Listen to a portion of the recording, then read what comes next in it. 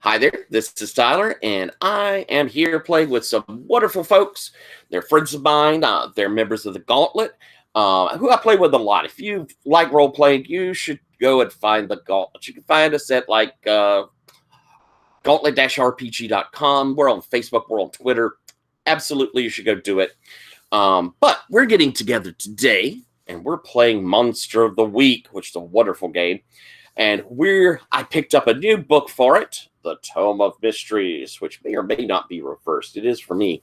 But the Tome of Mysteries, which has some new playbooks, it has some alternate magic, it has some really cool mystery starters, and it has a lot of other really neat things that I want to explore. There's a whole thing about playing kid monster hunters, which I think sounds fun, and there's some neat stuff to it. I highly recommend it. And we're going to be trying out the new magics and the new playbooks. And we've got one more coming to join us here shortly.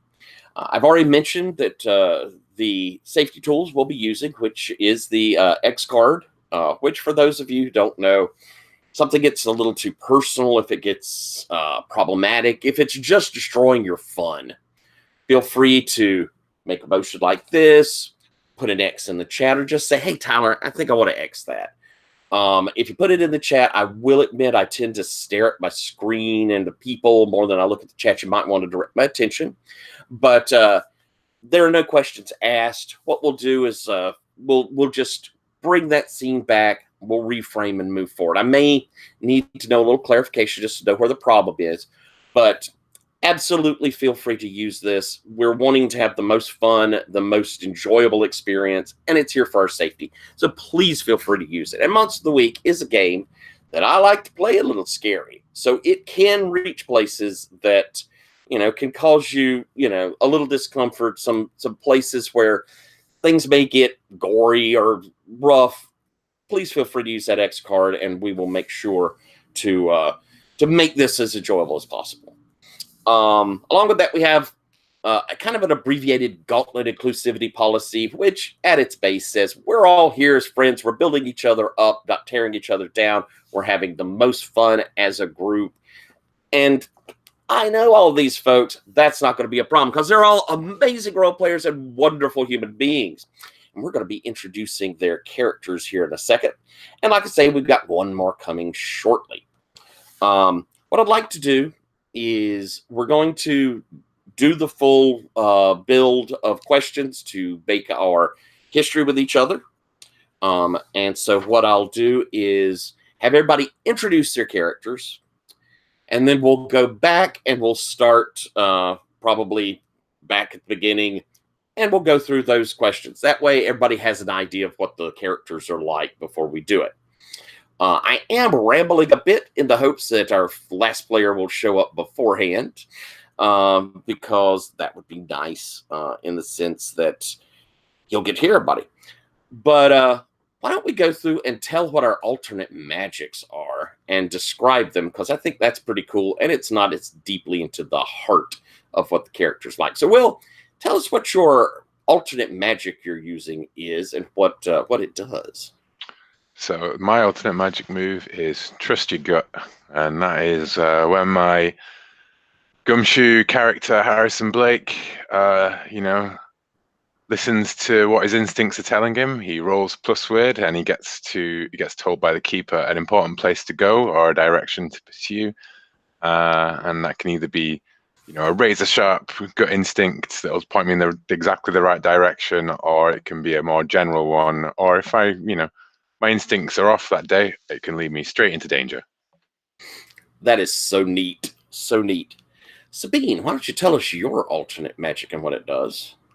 Well, it's not really magic. I'd not call it magic. It's just that I can really push my body to the limits and a bit beyond, not into superhero stuff, but to the peak of human ability. If I do it right, at least. If I don't do it right, I might pull a muscle, or something could go even more wrong because I've probably then overestimated myself. That is super neat. How do you kind of envision that you've gotten this? Is it training, or are you genetically inclined, or? No, I'm not. I think it's because of my connection to my guy. That's what inspires me. At its heart, it's love, the love that I feel for her. I think that inspires me to be like that. I cannot wait to hear about the Para-Romantics guide. I think that's going to be super neat. Leandro, I believe you're using the standard magic, but that's not too big a surprise because you're playing the Hex. How do you see your magic? I think I see my magic as like because I'm using the normal move, because despite what my character believes, she's a complete square. How magics perform, at least through her lens, it's like magic's like a pattern, and it's about finding the right pattern to create a certain effect. And sometimes you can dispel certain effects by disrupting the right pattern. And it looks like gibberish to other people. Like, okay, so X amount of newt nails combined with, the crushed remains of a gerbil's meal, which can be ambiguous. And depending on the gerbil's meal, it could cause any sort of effect. And you have to put them in a semicircle and in a specific, connection and whatnot. And it looks like gibberish to everyone else, but to her, to people who practice her magic, it makes complete sense. So it's a very ritualized style of magic. That's cool. And you have rotes with yours, don't you? That's a neat, different thing. Yeah, basically it means that if I cast a spell, I can say, oh, this is a thing I can cast repeatedly. So it just becomes like a custom move. That's pretty cool. I think that's nifty. Sherry, what are you doing with your alternate magic? So essentially, my alternate magic is that I tap into my past lives. That's right.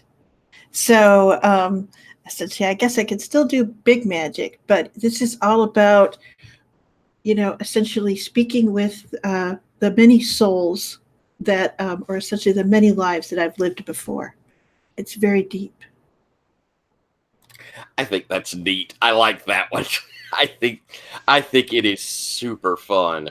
And it adds so much coolness to, we get to learn so much more about a character with these past lives, and that's gonna be nifty and cool.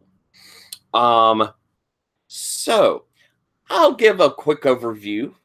Chris should be with us hopefully in about 5 minutes. We're going to be playing in a big city sort of area. I'm thinking Chicago just because I really like Chicago. But in effect, it is just a large metropolitan American city. We'll find out whether or not each of you is from here. But since the tone I have for the city is a bit corrupt, it is a place where budget constraints mean that police are overworked. In a lot of cases, they are also a little ambivalent. There is a sense that the government does not really work for the people as well as it should. The city is fairly violent, and it is a place of danger. And since we know, certainly all of us know, that there are supernatural things that lurk in the night, it is also a place where people disappear and unusual and unexplained happenstances occur. And a lot of the population just turns a blind eye to that. Almost that willful ignoring it so that maybe it won't come at me, pulling the blanket over your head so the monster won't come get you. So that's kind of our feel of the world we have here. We're going to be doing an adventure that will take place completely in the city. So keep that in mind, kind of with our choices that go on here. if you're thinking of getting a jet plane, probably not very useful. I don't know if that's anybody's option. And, well, I'm just stuck here babbling. I'm sorry. I should have started us on time. I started us early by accident, and it was a bad choice. Yeah, but Tyler, I could listen to you babble for a long time. I really love your accent. I'm sorry. Well, thank you. I've started a new job, and so I don't get as much sleep, and it has made me be a little more addlepated than I usually am. And I'm always a little ditzy. So, oh well. Well, I guess it makes sense to wait for Chris to actually talk about our characters, right? Because I'm really curious what Azim's supernatural guide is. Yeah, I can't wait to find out. I suppose you could give us a little preview. What did you decide on? I'm reading right now a book by Sean McGuire that's called Into the Drowning Deep. And it's about mermaids. And it starts out with a science vessel investigating the Mariana Trench. And that's where I took the inspiration for my guide, which is an ancient Babylonian goddess named Atargatis. And she is kind of a mermaid. So, but not the nice Ariel kind of mermaid, I'm afraid. I'll go into it a bit more deeply when Chris is here. But yeah, I wanted to talk about this, so you just punctured my resolve to wait, which I'm not good at anyway. So, well. And Chicago's perfect because we got the Great Lake there beside it. Plenty of opportunity for a mystic water creature to be around. And the Chicago River I think the Chicago River is one of the most fascinating things in the world. The Chicago River, back in the day, because Chicago was the slaughterhouse of America, and meatpacking and slaughtering animals, and, it being the 1800s, they just poured all the stuff into the river. And the river became so polluted with animal blood, it would congeal at times, and you could throw things and it'd just sit on top of it. And so, Chicago, being a city of industry, decided towards the turn of the century, hey, this river, the way it's going now, it's not really draining stuff like it's supposed to, because it was draining, or it was moving towards the Mississippi. It was moving that way. Hey, why don't we just turn the river around? Then it'll wash everything out into the Great Lake. And so they did. They, through a series of various things, turned the river around, and things went off into the Great Lakes.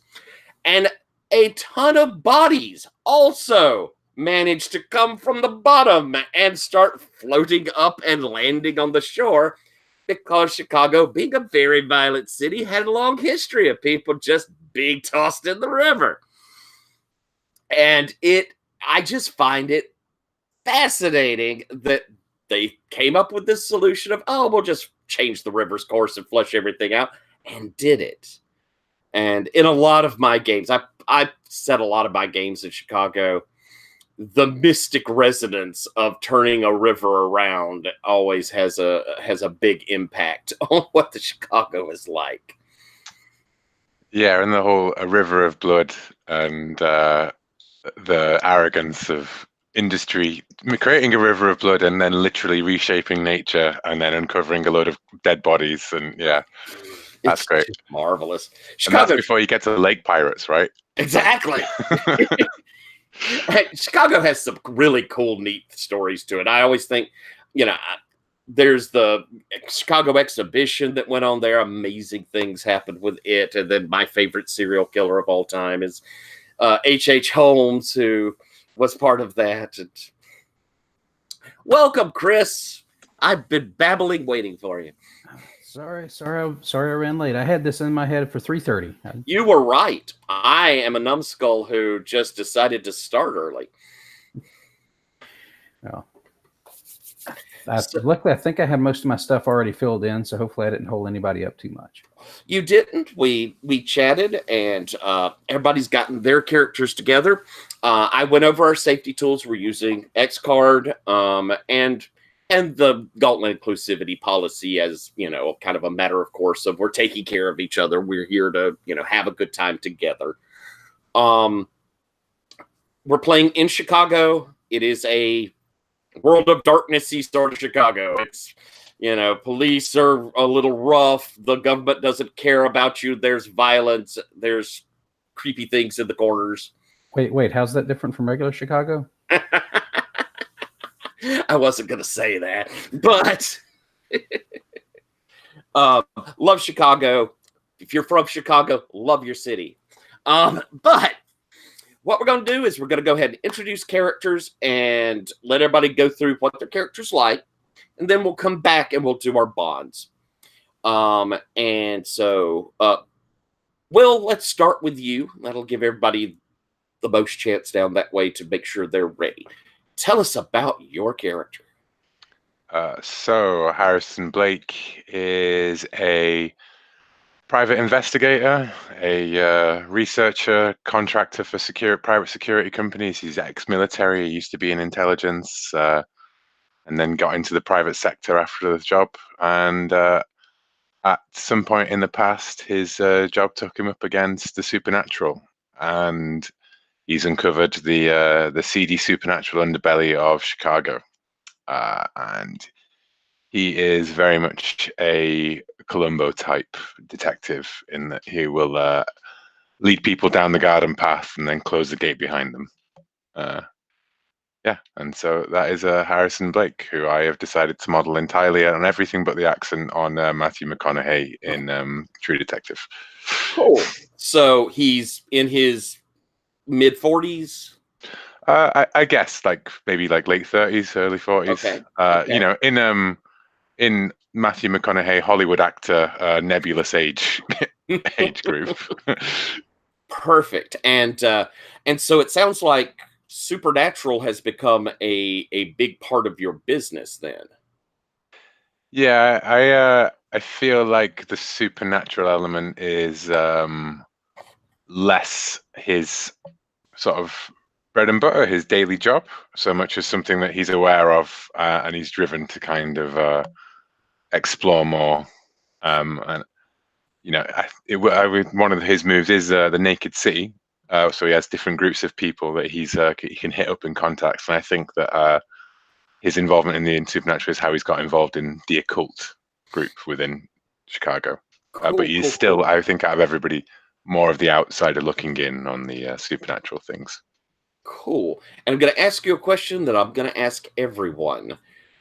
Are you involved with anyone romantically? Is there a romantic element in your life at all? No, I think he's way too bitten and hard boiled to have a romantic, anything that's like a consistent romantic engagement. Gotcha. So he's single. Was there ever anyone, or have you just been that kind of loner all the way through? I think there was once in the past. Gotcha. The lost love. She's still around, or do you ever see her, or is she gone? She is probably, she's still around, but in a different city, I think. Gotcha. Excellent. Thank you very much. Sabine, introduce yourself and your character if you would be so kind. I can't wait to hear about it. Sorry.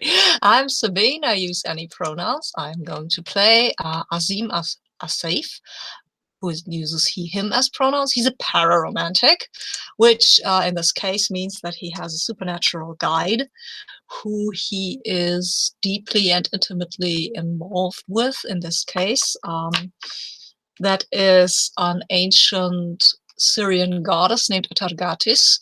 She used to be a goddess of cities, really. She wasn't a goddess of something specific something specific. But legend has it that once she fell in love with a human, and then she accidentally killed him. And because she couldn't bear this, she went into the sea and turned half into a fish with a human upper body. And there she is. She is what you would call a mermaid. She can turn into a human without selling her voice or anything like that, but she doesn't like to do that, but she can. Azim met her when he was fishing off the coast of Latakia, which is in Syria. He caught a fish, a very beautiful fish, and he decided to spare it and not try to eat it. And then it turned out that that was the goddess, and she pulled herself together. She's pretty weak for a goddess, it has to be said. She's kind of really involved in Azim and Azim's worship and Azim's faith, and she's followed him when he had to leave Syria because of the whole regime thing, and he came to America sometime on a ship as a sailor, I think, and then he stayed in America, like you do. Which means that he is probably not very legally here in the US, but who cares? Well, some people might. He doesn't. But mostly his problems have to do with Atargatis and the fact that he's her only worshiper, and he doesn't want to create a cult or anything. And also she's a bit dangerous. And she said that if they were ever to really consummate their relationship, she would kill him. So she doesn't want to do this, and he doesn't want to do this, but it's kind of inevitable. And to his mind, it will happen sooner or later. But, well, that's what you get for catching a goddess in your fishing net. Absolutely. There is, as part of your bound love with your guide, that it is forbidden or doomed. Is the doomed that inevitably it will be? It will lead to my death. Yes, that's the reason why we can't really be together. And she's aware of that, and she doesn't want to really do that. But she's a goddess, and they have their urges that have to be fulfilled eventually. And you have a bond abuse point on this with this playbook, where doing things can cause the relationship some strain and eventually reach its culminating point. Well, it's a relationship. All relationships have this, I think. So it's not really. The only unusual thing is that she's a mermaid goddess, I guess. All right. And I guess it's not something you tell people about, right? No, it's kind of weird leading a conversation with, "Hi, I'm Azim, and my girlfriend is a mermaid goddess." No, I don't tell people about this. I really like to hide that she is there, because there are people vanishing, and I'm never too sure. I mean, I hope it's not her. And she says it's not her. Am I sure? So there is some doubt. Yeah, I mean, I'm a human being. Of course, there's some doubt. I'm not a mindless cultist or anything, but I love her. Excellent. And that sort of answers my, is there romance in your life? We definitely have that with the pararomantic. Yeah. But I'm interested to know, what brings you into, do you normally investigate the occult, or is this something just you've stumbled into, or? I think I've kind of stumbled into it maybe when I was investigating some disappearances in the hope that it wasn't her, and it wasn't. Turns out it wasn't, and then I got a bit, and I got to know a guy, I guess, or one of you maybe even, and they roped me into this whole thing because I have an ancient spear that I can use, and it's holy. Ooh, oh, that's nice. Do you have a day job when you're not hunting nasties? Yes, I'm a fisher. Oh, okay, excellent. And I guess my final question is, does your mermaid goddess lover approve of you going out and putting yourself in danger? Does she like that out of you, or does she worry about you? Both. I think she Ah, worries, but she also likes this. I've took the move that says I am theirs and they are mine when we can exchange harm. I can take harm that's been directed at her. She can take harm that's directed at me. Puts a strain on the relationship occasionally. that would make sense. That would make sense. All right, excellent, love it. Leandro, introduce yourself and tell us about your character. Hi, my name's Leandro. Use he and pronouns. For this session, I am playing Violet Darker. That is totally her real name and not a name she came up. No, so it's legit. Yeah, the Darkers. Sure, right. She is using the Hex playbook, which is basically a witch of a sort. They're folks who doesn't really shirk away from magic. In fact, they kind of recklessly pursue magic for their own reasons.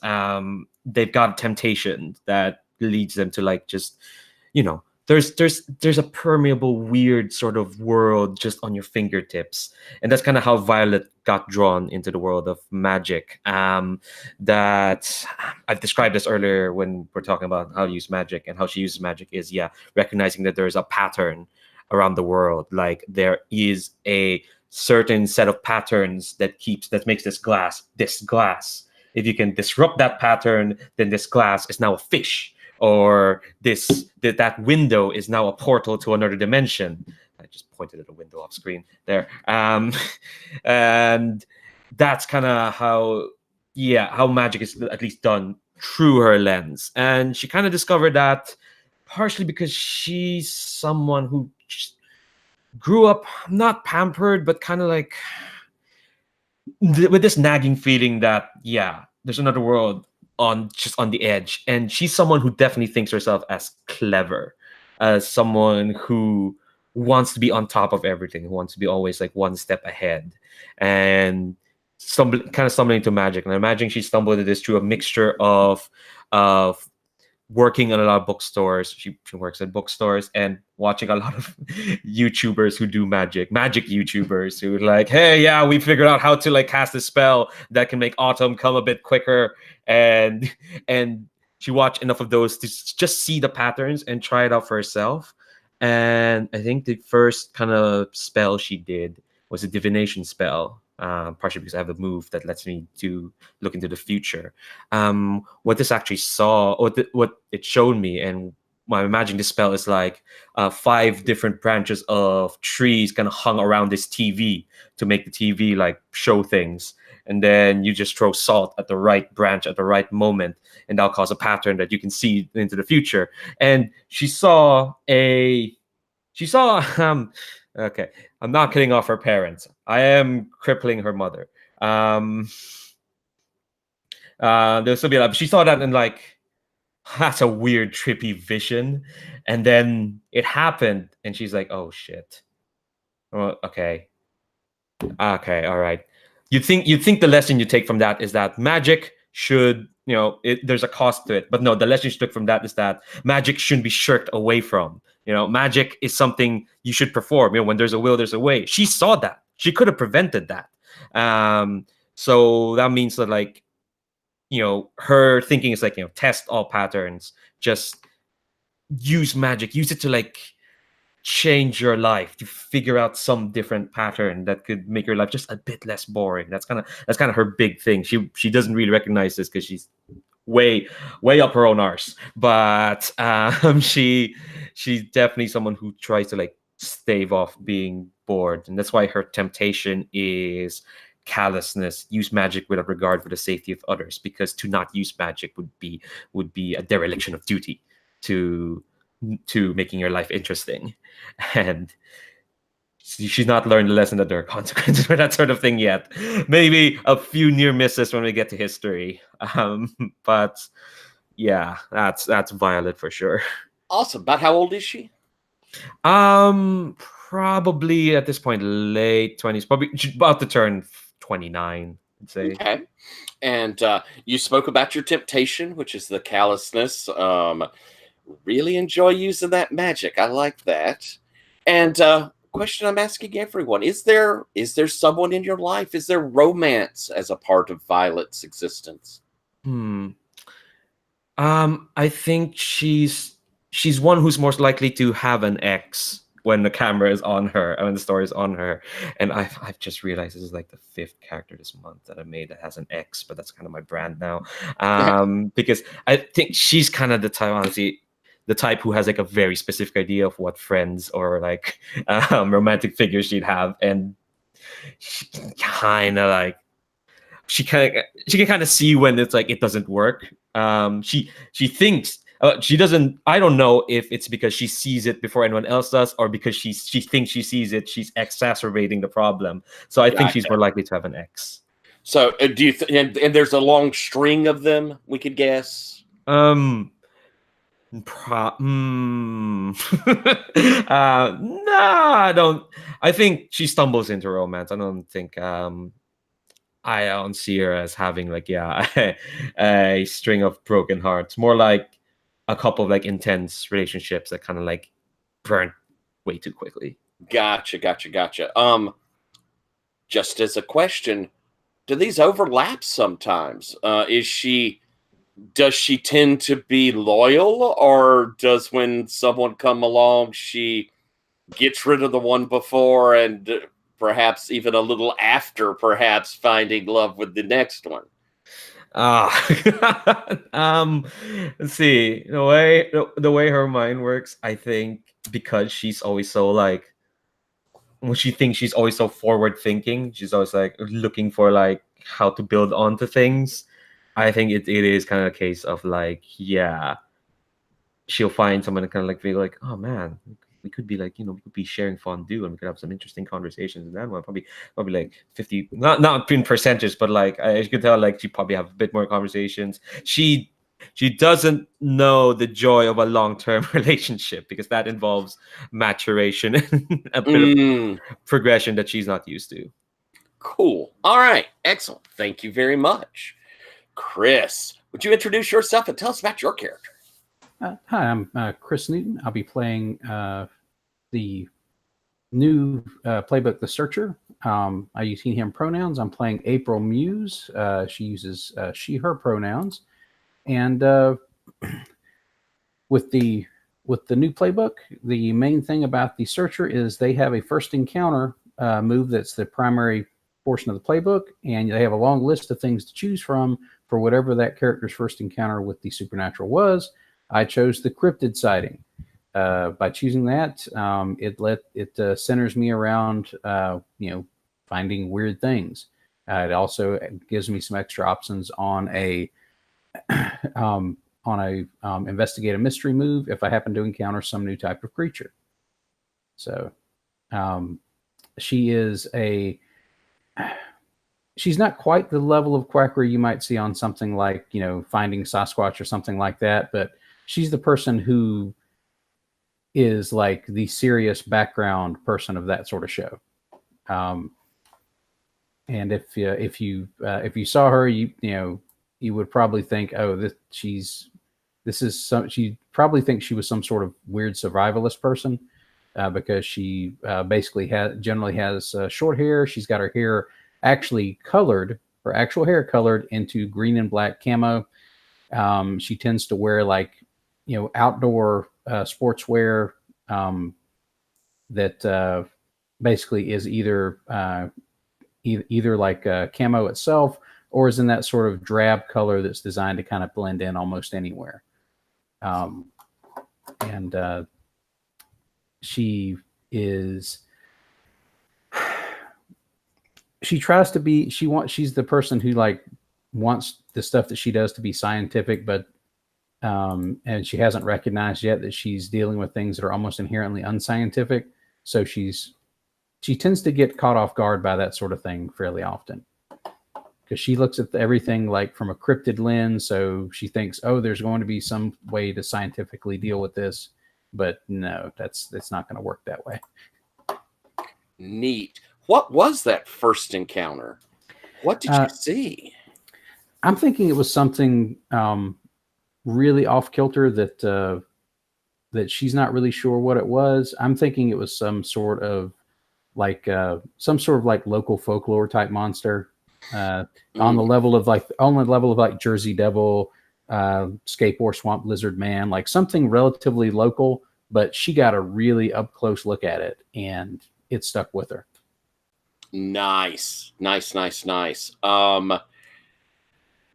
I like the idea of maybe there are several legends of like Native American spirits around Chicago. There is also there are lake monsters in the Great Lakes, which either of those kind of appeal. I like the I like the Great Lakes thing. I'm not familiar with the folklore. I know there's like one that's close by. There's like Ogopogo or something, but I don't think it's anywhere close to Chicago.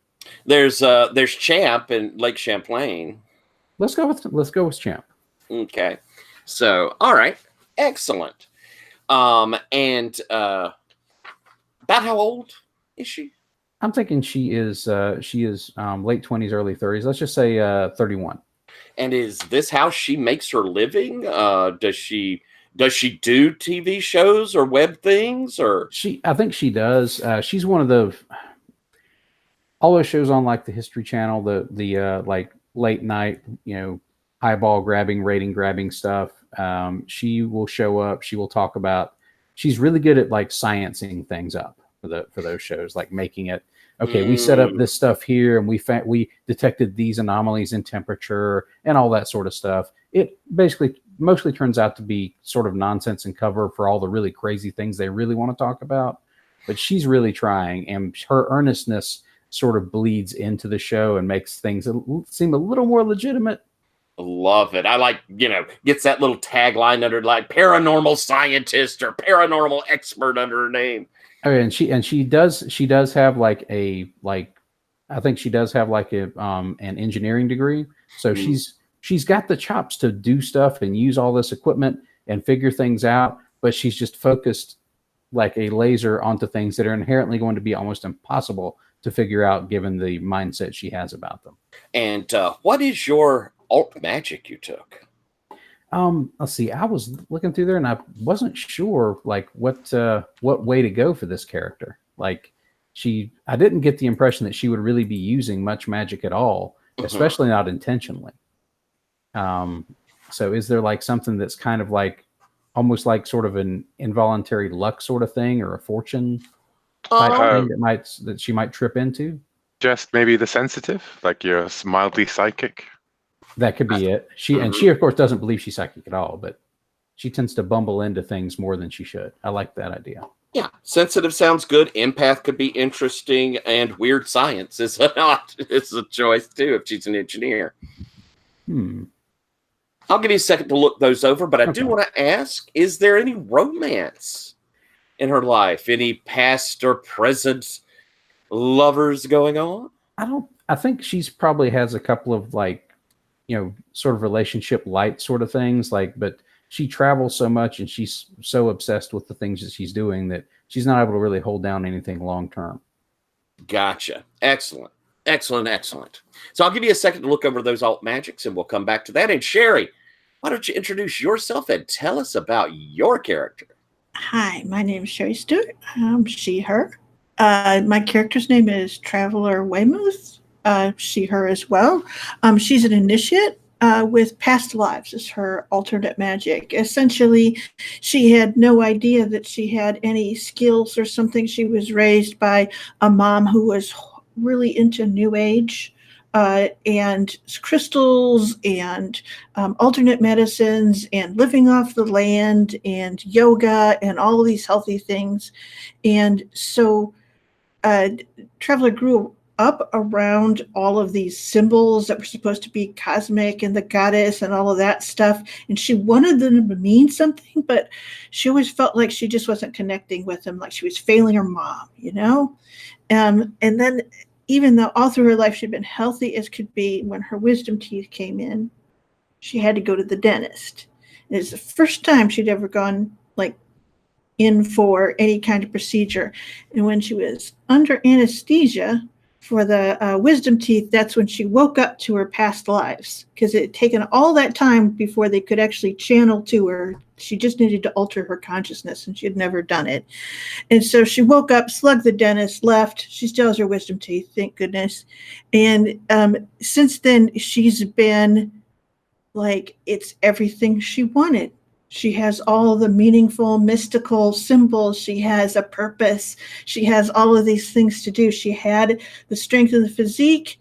So now she's been training herself in the ancient arts of her sect. She found the other people. They've taught her what she needs to know. And there's some kind of confusing parts, lots of like blood oaths and things like that. But other than that, it's all amazing. And so she essentially is, the sect is called the Golden Diamond. She inherited things from her past life that they still had. So she has a set of weapons that were from other past lives, a crossbow and a spear with a golden diamond tip, and a set of fighting sticks, essentially. And so her life, she was like all ready for assignments and stuff like that. And they pretty much just told her that she should go travel. And she was like, okay. And so that's what she has been doing, is trying to find her place now that she has all of these ultimate secrets to unleash upon the world. So, yeah, that is Trevor. Does that work? That works fantastic. Tell me, does your set, does the Golden Diamond, do they send you missions often? Are they very involved in your day to day? Or are they more standoffish, and when they send something, it's very important? She's gone on things and they tell her it's very important, but it all seems sort of really weirdly mundane and ordinary. A lot of times it's going and getting objects, and they tell her that these are significant because they belong to someone else's past life. So she believes them. She's pretty good at a lot of things. One of the things is because all of this is, it's also steeped in significance with her, she's not very good at keeping her cool. So she kind of has the sense that pretty much they're just training her up and giving her all the baby things to do. If that makes any sense. Gotcha. Okay, that's super cool. And it sounds like you travel around investigating things. So it's not like you have a day job here in Chicago. You're moving constantly. Yes.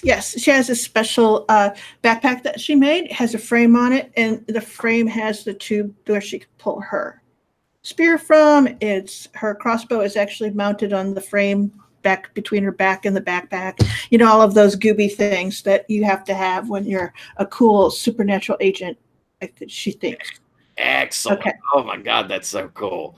Okay, I want to ask, is there any romance to her life? It sounds like she's not in one place for long, but that doesn't mean she couldn't have found someone. Oh, no. And I think that the one thing is that of the past lives that she's sort of encountered and stuff, the lesson that she's taken from it is that, you could die like really easily, and that the things you regret are not spending time with people. So I think she's actually very much a serial, like, fall deeply in love for 3 days and then move on kind of person.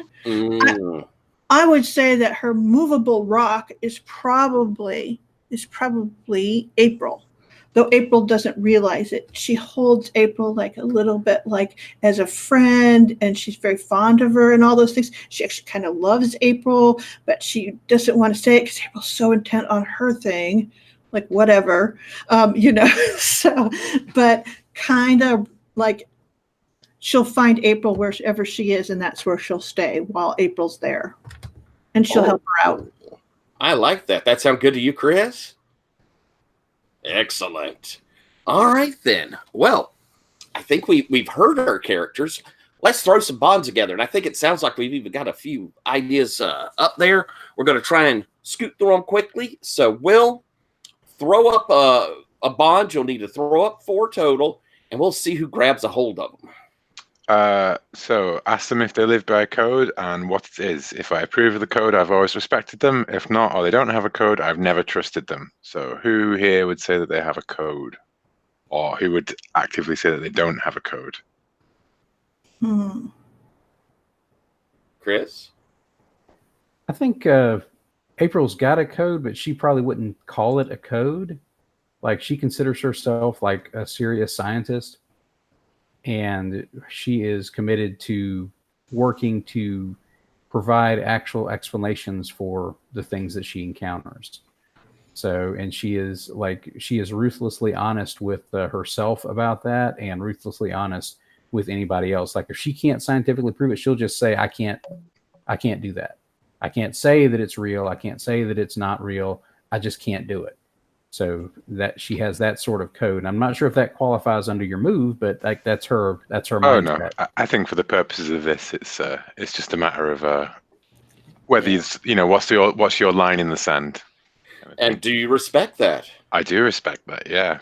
I mean, Excellent.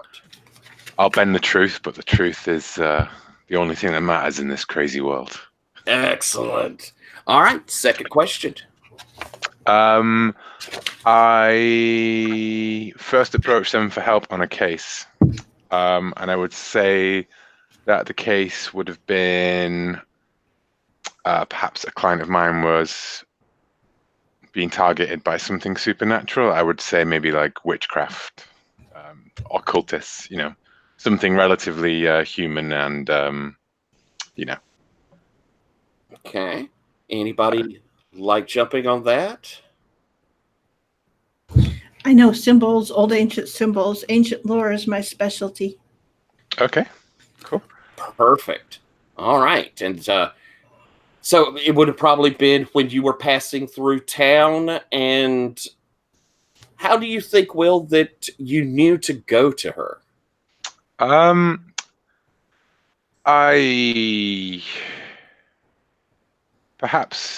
didn't know to go to her, but we were both looking at the same, like I was looking at the symbols and she was touching back in with one of her past lives and the art of her order and offered her services. And then that's also the connection of how I met April in the first place, would be through Traveler. Oh, very nice. Very nice. And your intuition is not to be ignored there. Yeah, followed my gut and trusted this strange woman and all of her kooky symbols. And, yeah. Perfect. Next one. I caught them committing a crime, but I let them go. Asked them to describe the crime, then I explained why my code required me to look the other way.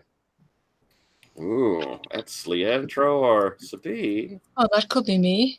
I mean, I'm not entirely legally in this country, and sometimes I have to. Sometimes people think that they don't have to pay me, and then I go and maybe make me paid, if that makes any sense. Maybe you caught on to that, but you thought, okay, this guy worked for these people, and it's only fair that he gets money for it, right? Yeah, you were just taking what you were owed. Right? Yeah. Exactly. I wouldn't take more. Or maybe I would. I'm not telling you that. That sounds good. That sounds good. And did this lead to kind of a friendship, you think? Or is it more of a, hey, I know you sort of thing, I got you? What do you think, Will? I would perhaps say that maybe after that interaction, Azim came to me for some help with somebody who was leaning hard the other way. Yeah, well, I've got the history of your best friend in the world, and I want to use that, so maybe that's you. At least that's what I think that you are. I mean, okay. Cool. Yeah, okay. yeah. All right. And so would I have caught you stealing perhaps from one of your old clients, or would it have been, Yeah. My old employers, not my clients. Yeah, employers. Sorry. Cool. I meant that in the employer, freelance employer kind of style. Yeah. And last one.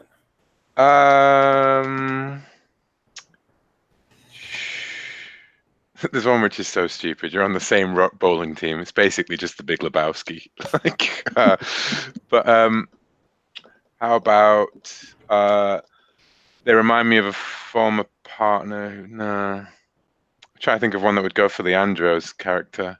Can't have been friends back in training. Okay, you remind me of a former partner who was mysteriously murdered. So I'll say that you remind me of somebody that I was training. Actually, not like my training back in the day, but somebody that I was training, another investigator. So you're an investigator, not back your military days? I was considering that, but I think it was maybe in my first few years in the private sector, who was like an up and coming, kind of like hotshot kid kind of thing, who got there, maybe like a whiz kid hacker kind of thing, and kept on poking their nose into things that didn't really concern them, and they showed up dead one day without a mark, like just frozen solid, looking into their webcam, and yeah. Sound good, Leandro? Yeah, no, that sounds really good to me. Yeah. So yeah, I associate that with your poisonous, self-destructive approach to magic. Is the secrets. It sounds like probably then you've worked together. You know each other. You deal with things kind of together on occasion. Yeah. Yeah. All right, Sabine, your questions, please. Okay, I've already answered the whole "your best friend in the world" question. Mm-hmm. I think the whole bloodkin will maybe take a pass. My ex, that doesn't work really well because I came here already entangled with my goddess. Romantic entanglement, it's all really problematic because I've been with my goddess for a while now. At least that was my take. But they know about your dark secrets, but they've agreed to keep quiet about them. Ooh, that's Tell a good them one. what they know. So, who knows about my dark secrets and why? Who knows about the lover out there? Well, I do have past lives to call on. So I could say that I recognize you as a groom of the goddess. It's not actually. I have mentor from another life, and I thought about Traveler. No, yeah, you're a Traveler, right? Traveler for that. Oh, okay. Because I mean, maybe it's more like I'm sensitive, so maybe I don't know what Traveler mentor from another life. That might mean somebody from before I was a refugee or from before I came to Chicago, even. So it doesn't have to be you. And I'm confused. I'm sorry. I don't know if the talk about another life does sound like I might slot in there pretty well. Yeah, so, right. Yeah, right. So what did you teach me? What did I teach you? Oh, my past self. My past self, and this taught your past self, but you don't realize that. The way of praying to the goddesses. Oh, nice. Yes, I love that. Very cool. Do I know that we have this connection? No, but I would say no, maybe not. But like, I can feel that there's something bubbling up. Like we both kind of recognize each other in a way that she's come to learn. That means past lives shared. Yes. Okay. I like that. I like that too. That's very cool. So back to the original. Who might know a bit of the dark secrets? Chris or Leandro? Either of you feel that pops in well? Yeah, I think that fits more to what Violet does, which is a lot of reckless research and poking into patterns. So I probably discovered this secrets accidentally. Maybe this is how we probably met. Like when you first came to Chicago, I was like, I had arranged a bunch of lamps into a certain pattern to be like, okay, all right, but there must be some like, I've already seen all the local deities that pass by. Who's the newest one? And these lamps led me to you, and I think I probably barged into wherever you're staying with like a portable lamp stuck to my phone, and being like, all right, you've got a goddess with you. Yeah, Don't is leave that behind. the secret?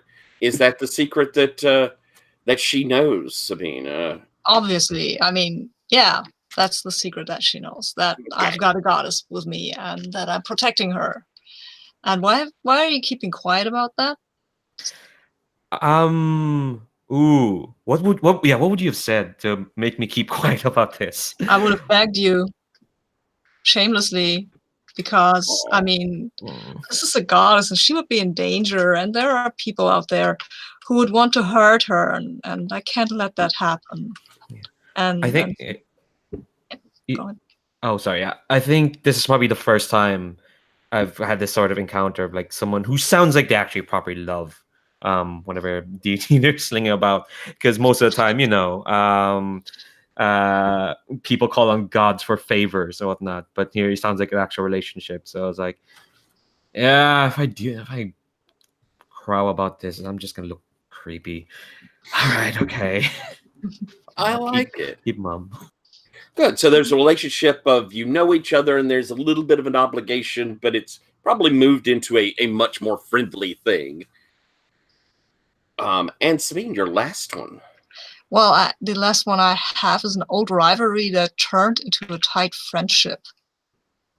So that has to be with April, right? Because she's the only one who's left. So why were we rivals? Maybe it was more of a rivalry for sporting events or something like that. Well, I think she's definitely got a background in outdoor sporting event type things.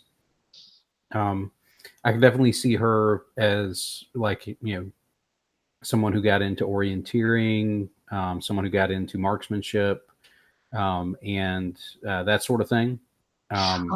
No, you said you met your first supernatural thing on the water, right? So Yeah, maybe we had a thing there, a rivalry there for being guides on the lake or something like that. Oh, that would work. That would work. She I could definitely see her dealing with that. I like that. And then once you saw this thing, you opened up. Is that how you became close afterwards? Yeah, I guess if you're on the lake together for a long time, I mean, I got in trouble, you got in trouble, and you help out, and then suddenly it's not really a rivalry anymore, and you're in the pub together and having a beer or something. Sound cool? That sounds great to me. Excellent. Cool. All right. Leandro, let's do yours. Right, sorry, I was on the wrong tab. All right, so the first one is simple. They keep you grounded and are unfazed by your displays of power. Basically, I need a straight man. And I see, yeah, obviously the gumshoe, who's the definition of straight lace. Go for that. Let's see. I copy paste this. No, that's it. They keep you grounded, unfazed by displays of power. That is cut and dried. Cool. Makes sense. Next one is you learn through divination that they're important and you should help them. Decide whether you told them or not. Who wants to be important? Do we feel like that ties back into you tracking down Azim? Could be. Like I could see that as well. I'm looking at the other ones. Yeah, it could be that because the other two can work well for either April or Traveler. Anyway, it's a I think I saw. Oh, okay. I'm not. I don't know how important they are yet. I just say that I just told them that like, oh, I was just looking around for whoever's new in town. I think I saw something else in those lamps, and I didn't tell him because he's already asked me to keep a secret. Right. Does that seem to work out well? You like that, Sabine? Cool. You did. I like it. Yeah. Nice. Your next one? You once cast a powerful spell or curse on them. Tell them why and ask them how it ended. I could see that working for April. Like you saw her do one of her debunking episodes. Every once in a while, she does one of those, and it came off as very obnoxious, and you maybe threw something her way. Yeah, Violet is absolutely petty enough to like whip up curse on this, like, oh, this science lady. Does she realize that science is just magic for pedants? Oh my! And yeah. did April know it was you that did it?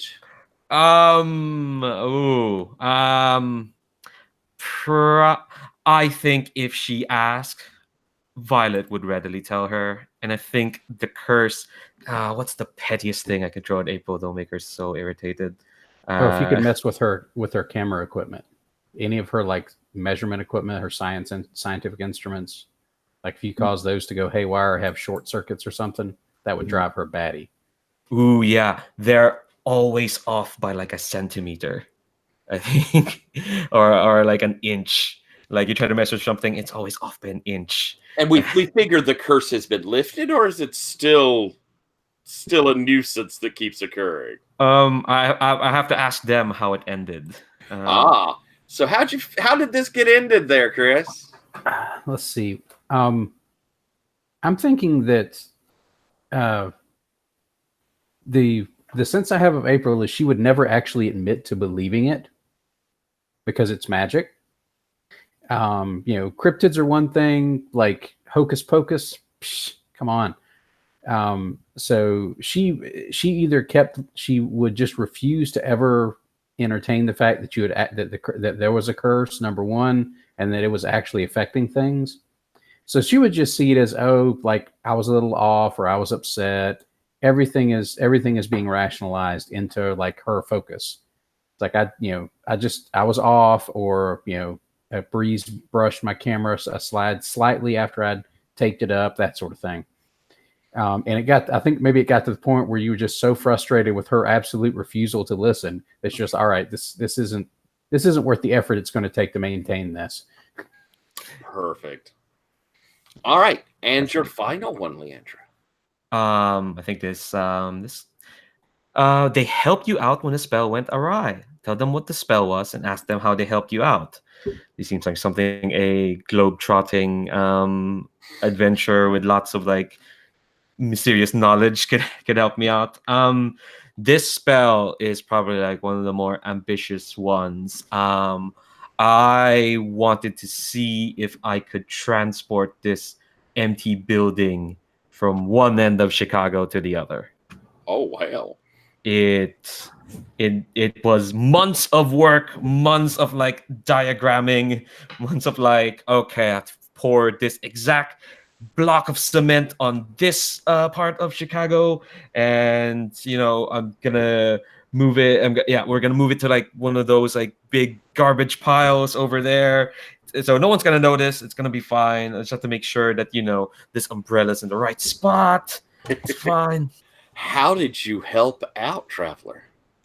I think that she cast a spell and it was suspended over, and she hadn't realized what she had to do to actually make it manifest in the spot that she chose. And it just so happened that the pattern that she was using was one that I recognized. Meaning it's an ancient and significant one. And so I sort of closed the circle, and the building, the old garage, manifested right there in the trash pile. Perfect. Really cool. Do we think, Traveler, do you think that you just sort of stumbled onto Violet doing this and helped? Or do we think, Violet, you found Traveler to help do this? I think my spear, the golden diamond, is sensitive to certain symbols, and it probably led me there as much as anything. Because it will on occasion start rattling. And so, Violet, do you kind of, does this mean you have a respect for what Traveler can do? Is there a certain like wow, this is a person who knows what the hell's going on, or was there a bit of resentment, or what do you think? I think most of the resentment is on myself for like not getting the right patterns. So I think it is a lot of like it's not so much awe. It's not respect. It's a bit of awe. I think Traveler is like probably the one character who Violet kind of looks up to because she knows so much. I could learn a lot from her. Just Perfect. Perfect. All right, Chris, let's get yours done. Okay, had to unmute myself there for a second. Let's see. I've got my first one. I thought this might work for Traveler due to the past lives thing. If in your researches you found accounts and pictures of someone matching their description perfectly, but long before they were born, tell them if you have mentioned this. I didn't know how similar your past lives were to you. If it was like some sort of like serial reincarnation thing, or what exactly the aesthetics of it was. So I didn't know if that might work or not. Yeah, I think it makes sense that it is the same semblance over and over again, sometimes male, sometimes female, but always the same facial features and bone structure and things like that. Essentially, she has a magical composition of elements to her face. They fit a pattern that is significant. So, and April's all about pattern recognition, even when there aren't any. So, all right, cool. That's awesome. I think she probably would have mentioned that in passing as she was doing research on like some listings of cryptid sightings or something, and she just happened to see wow, there's been like a long series of people who have like looked a whole lot like you. Not exactly, but really, really close.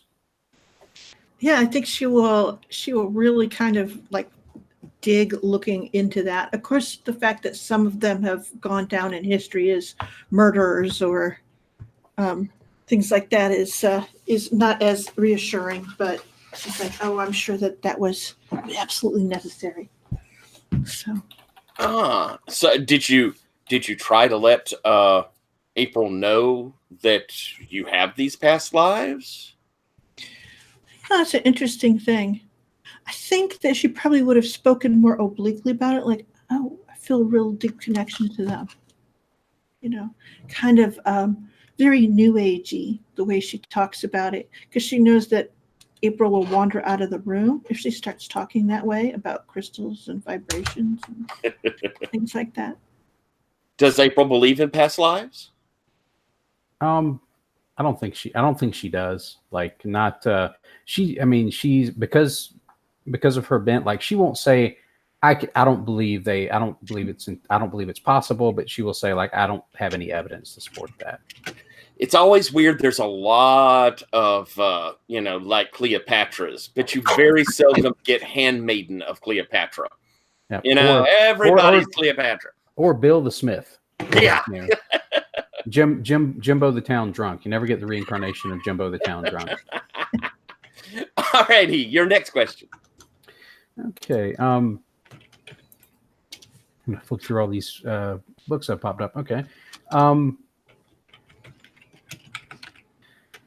I've got another one that would be interesting. They were involved in a supernatural event similar to your first encounter. Perhaps it was the same event, or perhaps you investigated their event later. Ask them how the event affected them. I thought this might be a good thing for the pararomantic, since it sounds like you have this sort of body of water connection to your first encounter with your spirit guardian goddess thing. Can you repeat that? I was so distracted by this cat's tail. I'm so sorry. I completely understand. The bond statement is they were involved in a supernatural event similar to your first encounter. Perhaps it was the same event, or perhaps you investigated their event later. Ask them how the event affected them. Yeah, that is totally fitting, because it's all about this lake monster, and I know stuff about these lake monster thingies. So yeah, maybe that was the moment when our rivalry started to be a bit less rivalrous. I don't know Okay. the word. Cool. That makes perfect sense. What was that thing? Sorry, you said that what it was, but I don't know it. So It was that's one of the history questions. You were involved in some sort of supernatural event similar to my first encounter, which was a lake monster. You're a paramantic Yeah. spirit guardian, is like a mermaid type creature, right? Yeah. Yeah, but I don't remember. No, I remember that you said what the lake monster you met was, but I have no idea what it is actually. Oh, it's Champ. It's basically a Loch Ness monster, but in Lake Champlain. Oh, okay, cool. And it's called Champ because nobody around there had any real imagination at all. So It's very true. All right, your next one. Okay, and let's see. I've got you met when you were each investigating separate mysteries. Tell them what trick you used to protect them from weirdness, and ask them how they saved you from a danger. I think that might work for our for the detective, the gumshoe, if Will's okay with that. Yeah, that sounds good, for sure. And so, what are the questions I have to answer again? Let's see. I met you when we were each working on separate mysteries. I would tell you what trick I used to protect you from some sort of weirdness, and then you would tell me how you saved me from something dangerous. Okay. Yeah. My idea was basically I ended up going with weird science for my alternate weird magic thing, and I think I had created some sort of signal device that basically could temporarily drive off some sort of bat creature. Yeah, like an ultrasonic device that would disrupt its sonar. Yeah, I like that. And that kept that away from us for a while, so I protected you that way. What did you do to rescue me from a danger in that instance? I think that I planted evidence on the human who was a kind of like the Renfield to the bat creature, who was coming after you, and I basically like stitched them up for a crime that they didn't commit, but that I could, feed it to the cops and just get them locked away for, some crime that they were clearly not actually responsible for. But we couldn't prove the real crimes, so we proved the fake one. And that got them away from protecting the creature long enough for us to deal with the creature. Yeah, and they were also they knew who you were, and they were coming after you, like they know where you live, kind of thing. I like it.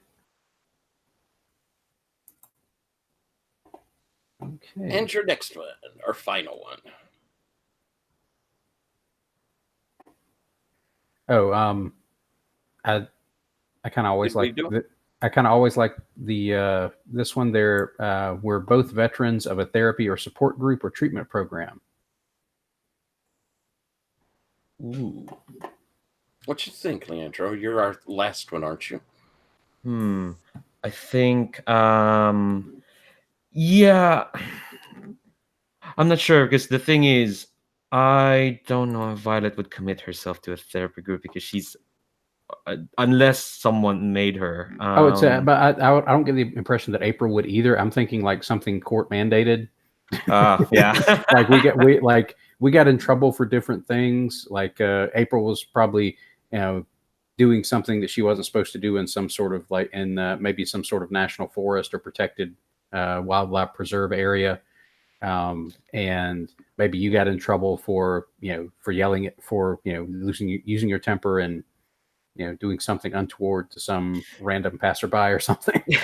Yeah, I was rearranging like 6 different copies of Scott Pilgrim vs. the World on Blu-ray to create some sort of interdimensional door, and it just so happened that I was caught out, and probably I've got some complaints from the bookstore I work at. That maybe this happened after I did that curse in you, and this is how we met. Because I couldn't help but bet you loved all your accurate scientific measurements, huh? And that's when you kind of. And I was sitting there in the group going, Yeah, that whole thing was a pain in the butt. Like, and it ended up with me getting here. And maybe you got to revel in that just a little bit, even though the curse probably technically didn't have anything to do with it. Yeah, yeah, and you probably got to revel with like I don't know, stories being told about what I've been doing, like the DVDs and the like posting different trying to find like different copies of, I don't know, Infinite Jest and chopping them up into 5 different pieces and trying to arrange a thing. So you got to revel on that. She's I think April would probably like that, because she would think you were basically messing with your employer. Like, obviously you didn't think that would actually do anything supernatural, but it was a great way to mess with your employer, who got into selling all those books and sort of catering to the kookiness. Cool. All righty. Well, Sherry, last but certainly not least, let's get your questions. Okay, so I have, they are your, I'm going to say, partner, spouse. They don't know it. Decide exactly what our relationship with is. And I do think that she has kind of tied herself to April. But I don't know how aware of that April is. What'd you think, April? I mean, April, I can see April like being aware of, like, depends on how like new agey you try to make it. Like, April would certainly like be aware. It's like, hey, we tend to like run in the same circles. Like, people that are interested in this sort of stuff do tend to meet up a lot more, kind of thing. Yep. But, how do you push the new agey part of it? Or she only talks new agey when she wants you to not pay attention to something. Okay. So that's very much a manipulative thing. For the most part, she talks about people having different paradigms, and that those paradigms can inform each other, but only if, someone invests, or essentially if we take a careful, formal, structural approach to it, because she knows that's what would appeal to you, April. Oh, April eats that up. Right. So, and that's exactly what she wants. Okay. So, next one. Okay, I think friends, but they first met you under your cover identity and learned about the sect later. So I don't know. Who do we think knows about the sect but had to kind of discover it? Gumshoe does seem like a good choice. Yeah, you didn't tell me that you were part of a sect when you do oh, it's fascinating, all these symbols, they're such good history. And then, I was like, something a bit more to this. I ferreted it out while you weren't looking. Exactly. So, okay. And how do you feel about that, though? I feel like it's one more new crazy fact in this hidden world that I've stumbled into. Okay. And it's almost reassuring to feel that there's another group out there, but I'm watching. Have you told Traveler you know about the sect? Yeah, but I don't think it was so much like I know so much as we were having a conversation. I just said, like, you can quit the bullshit. Like, what about these golden diamond people? How did you react?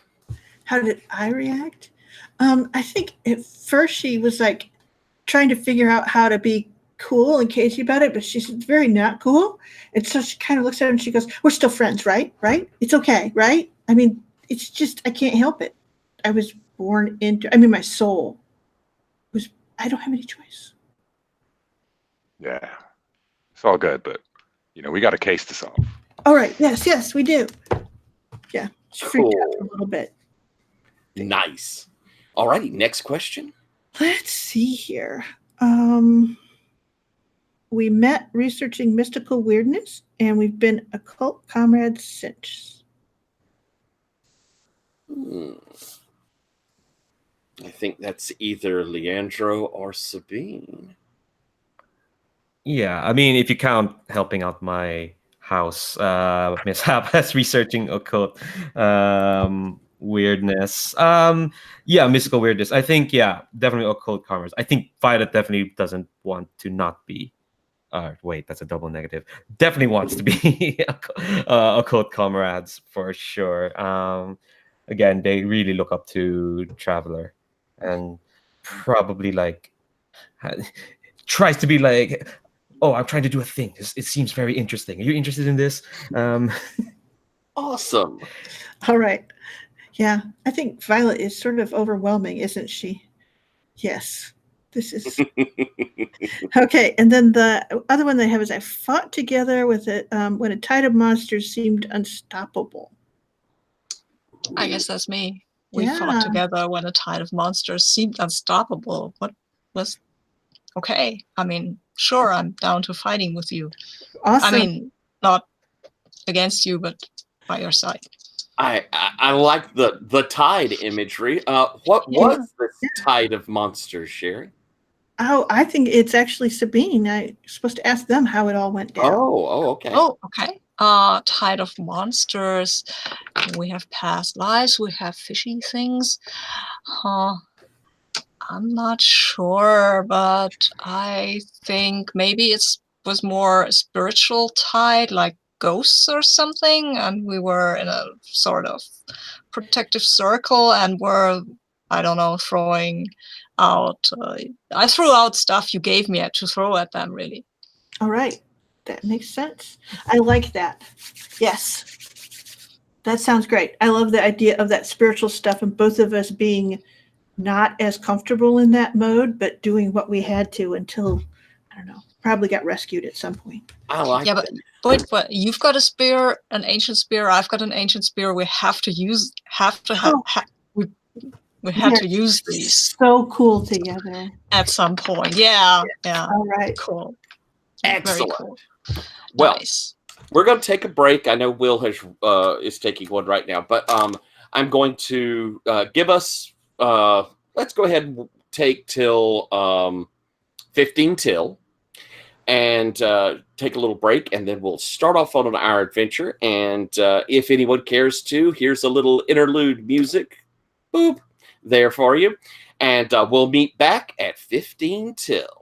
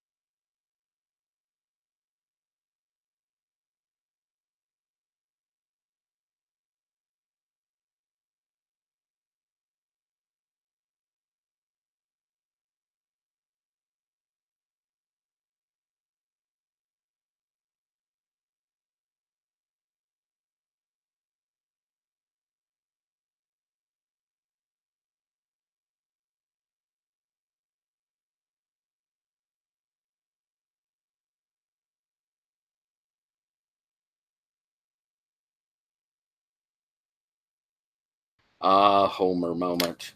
Everything is greater with Homer.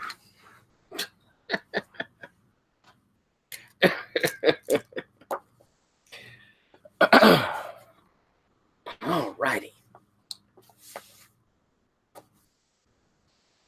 Well, as usual, I took a lot of time on the front end, but I do love getting all the character stuff out. That's always so much fun. So, we'll wait for Sherry to hop back, and we will jump into our adventure. I like all our characters. One thing that Alan does in his games Monster of the Week is that he gets everyone to link every character, but you don't have to do it from both sides. So like rather than all four of you choose, like you choose all four, you each essentially choose two, but everybody's got one link to the other character. Yeah, a lot of times when I'm running a shorter session, I'll have everybody just do one. And that way we have some interconnection. But I kind of wanted, since we had the new ones, I was like, oh, let's hear them all. Let's hear a bunch of them. That'll be fun. Yeah, I do always like reading those through and going like, ooh. All right, so I'm going to start us off here.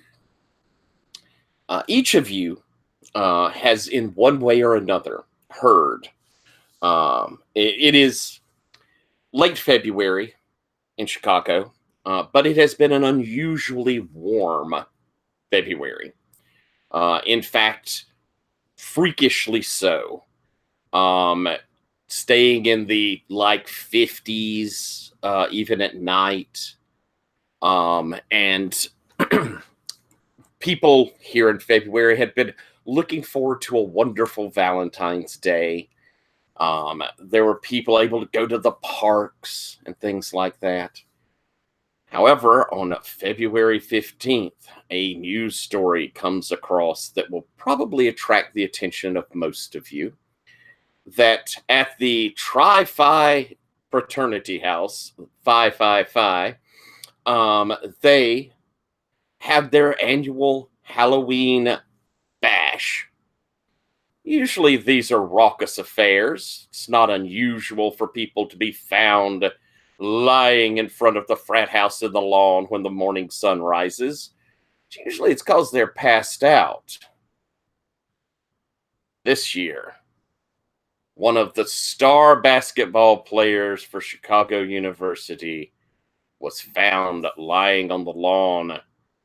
He had apparently been thrown from his window on the 3rd floor. What's might have caught some of your attention is he was covered in a thin layer of ice. And whoever or whatever had thrown him had sent him a good 30, 40 feet. He had cleared the porch roof and landed far out into the lawn. Campus police and Chicago PD had chalked it up as probably a drunken accident.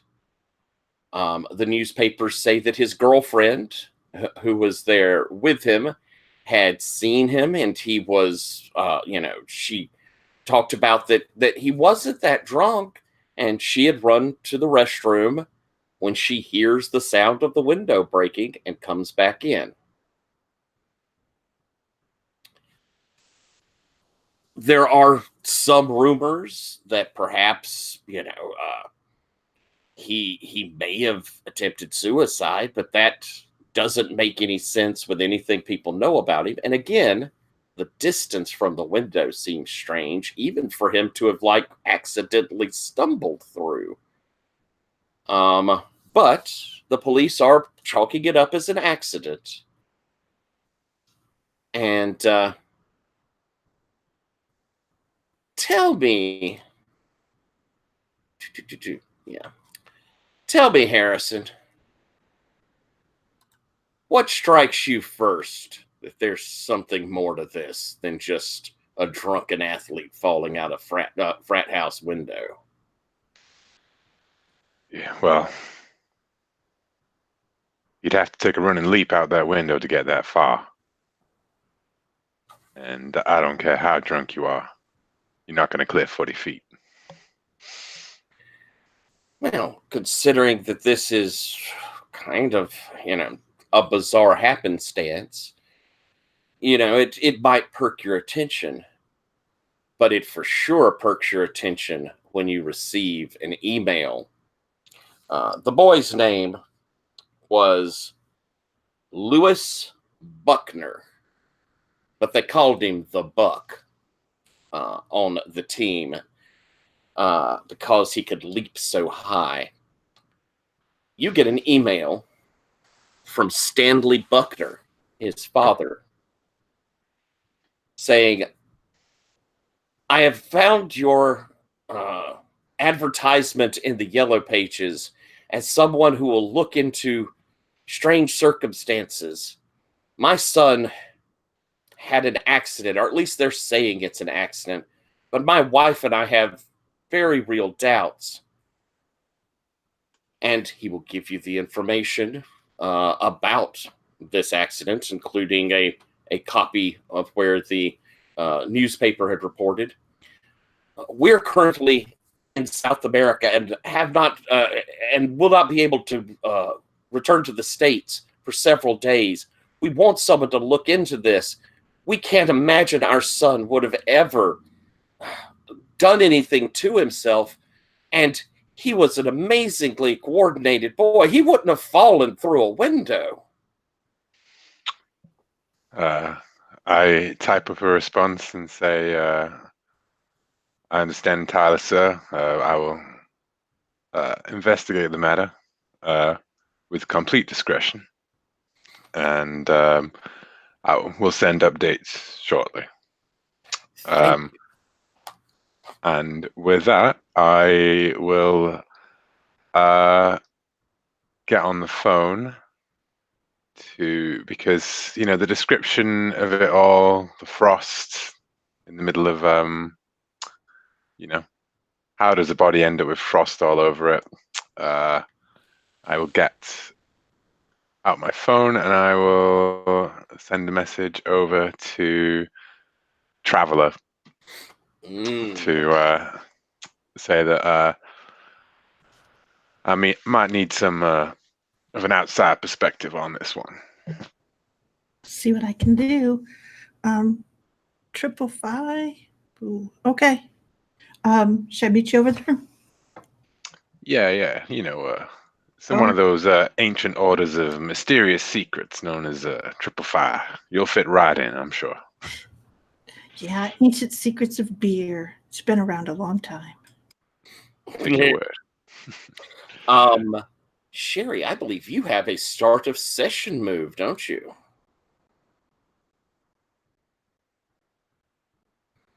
If you're in good standing with your sect.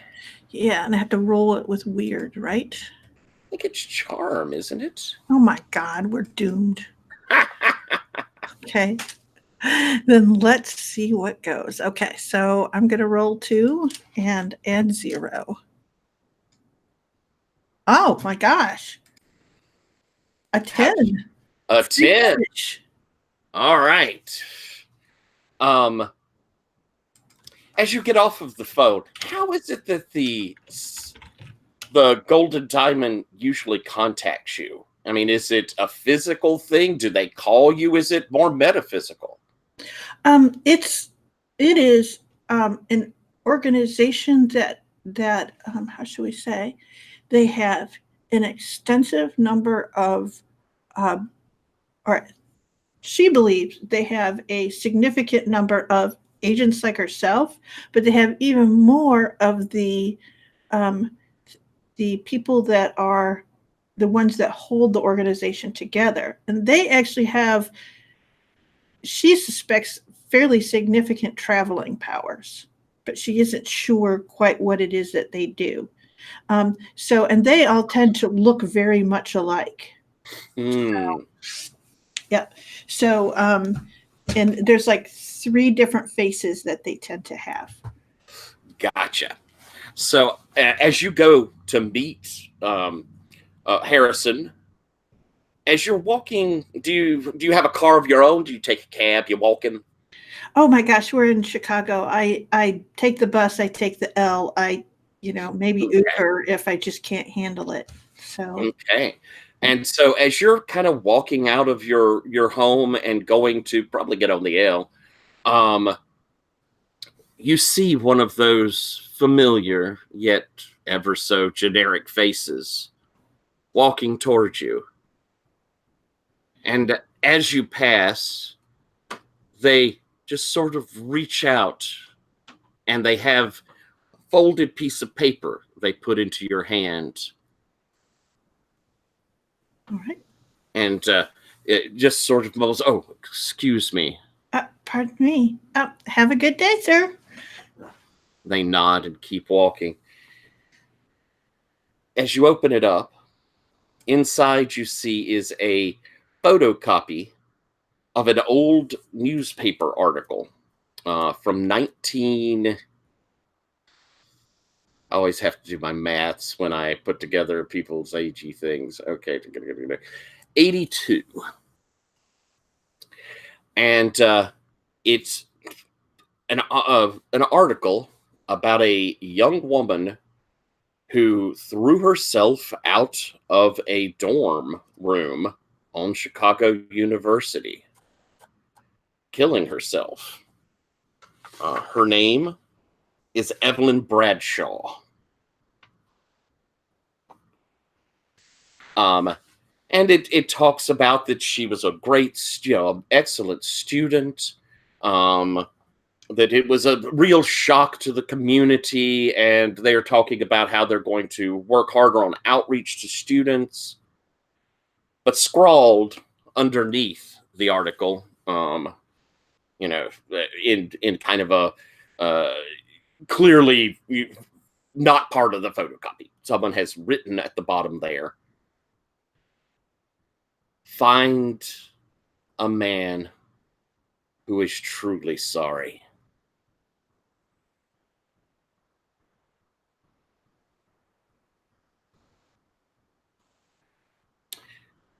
So I'm going to skip over to you, Violet. You say that you work at a bookstore, but you also like to hang out and do researchy bits in libraries, right? Yeah, very much. I think when we kind of see Violet, it is like it's a she's got like 5 books in front of her. One of them's like and they range from like one of them's a big tome, the other was a children's textbook, and she's not really reading them so much as trying to like arrange them over on top of each other so that they can create new sentences when you read from left to right. I think that probably, Chicago University's library is one that you occasionally frequent. They have a very extensive kind of paranormal and occult section there. And the librarian, Samuel Ellis Pritchard, Dr. Pritchard, if you'd like, you've encountered him before. And he is always like, what are you looking into? He apparently is big into this occult section. So whenever you go there, he sort of quizzes a little. "Oh, what are you looking into? Oh, that's very interesting. Oh, how fascinating," sort of things. And so you happen to be at Chicago Library when you hear, just through the stacks a bit, Dr. Pritchard going, "Oh, you're kidding me. Really? Oh my, well, that's very sad." And you hear a younger, young boy's, not young, but, teenaged boy voice as he's going, "Yes, doctor, they found him right there on the lawn outside of Triple Phi. He was covered in ice, Dr. Pritchard." "Ice? Well, that's impossible. It was almost 54 yesterday."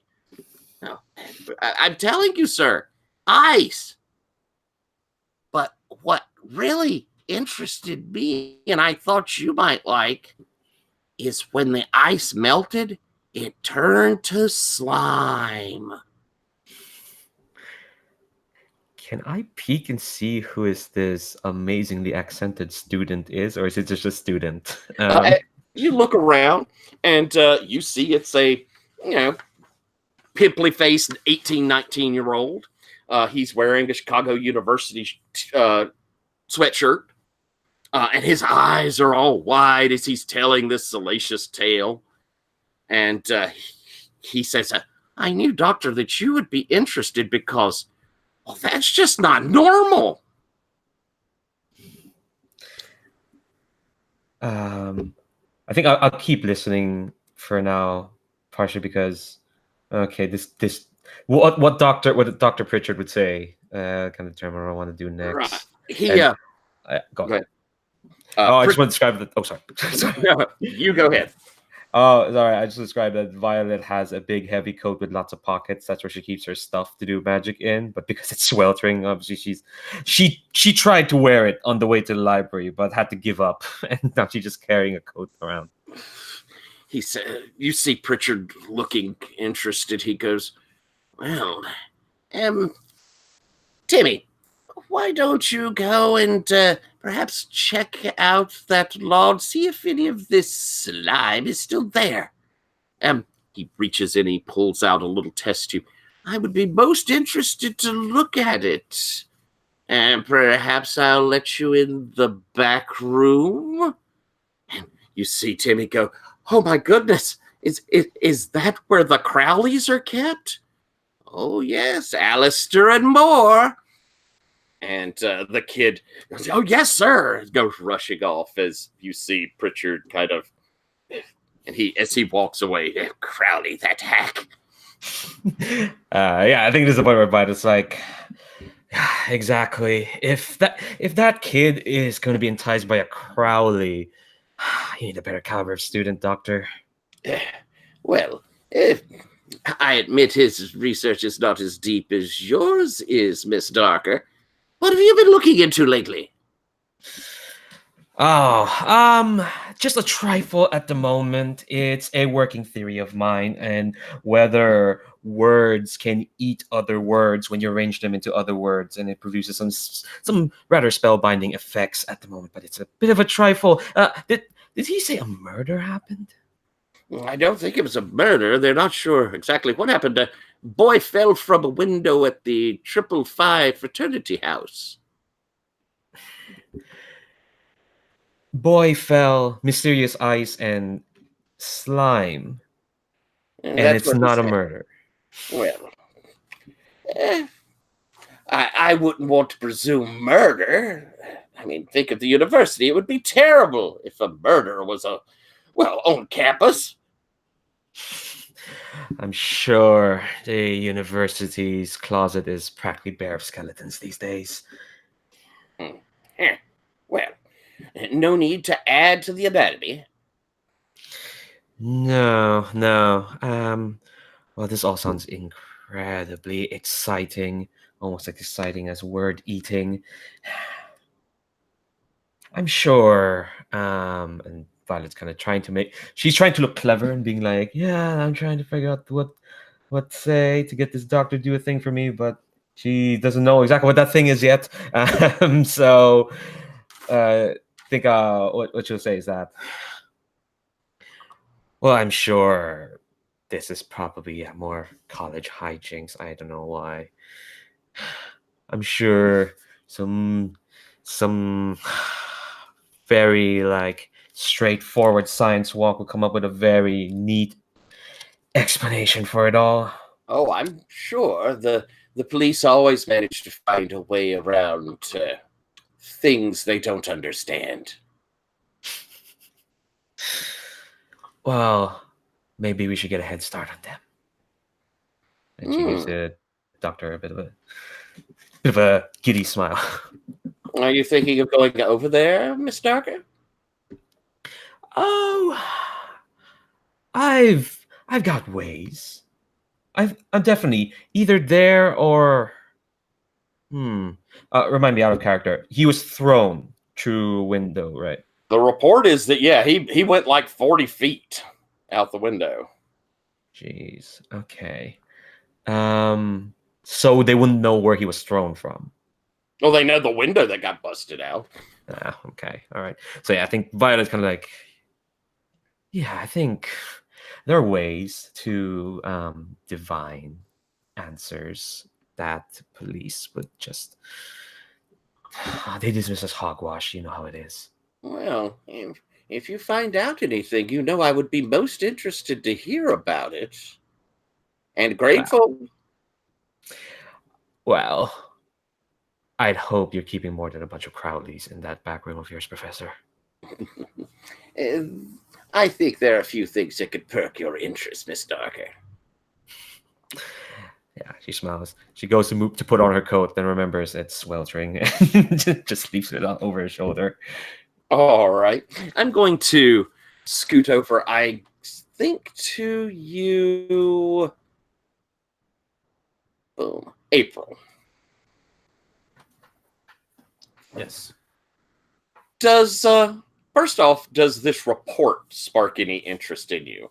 I'm guessing you're in Chicago at the time? Yes, I think she had come in to kind of replenish her stocks of like batteries and things like that, her various little bits and bits of electronic equipment that she uses. Because she tends to go through those, small like watch batteries a ton, and the other little bits and pieces, and she has to continually replace things because every once in a while something messes with her electronics and she has to replace things. So she's in town, and of course, I think she probably has several alerts set up on her news feeds for like odd happenings and things like that. And I think the ice catches her more so than the murder. I think that's really what flips her news feed, and she's like, oh, and she starts thinking about like all the different ways you could produce this ice and slime effect. Mm-hmm. And she's like, well, that could be interesting. I wonder why someone would go to that sort of trouble for this. And I think she starts to almost without thinking about it, she's sort of directing herself over to the college to see if she can get a look at things. Gotcha. Just sort of naturally ends up over in that direction. It's like, all right. Since I'm here. Excellent. Okay. And let's see. Azim, do you think that this would be something that catches your attention? Well, maybe I know some of these student guys, because I think I'm not just working as a fisher, but also as a kind of skipper who takes rich people, kiddies out on party boats or some stuff like that.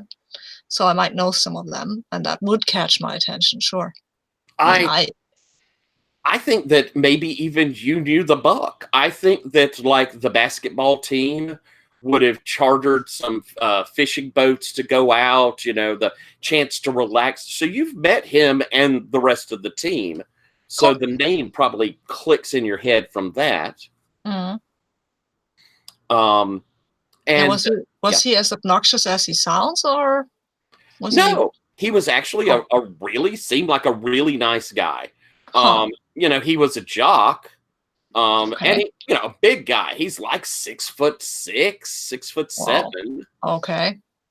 He, when you met him, they're athletes that kind of feel very privileged. He was extremely polite. Okay.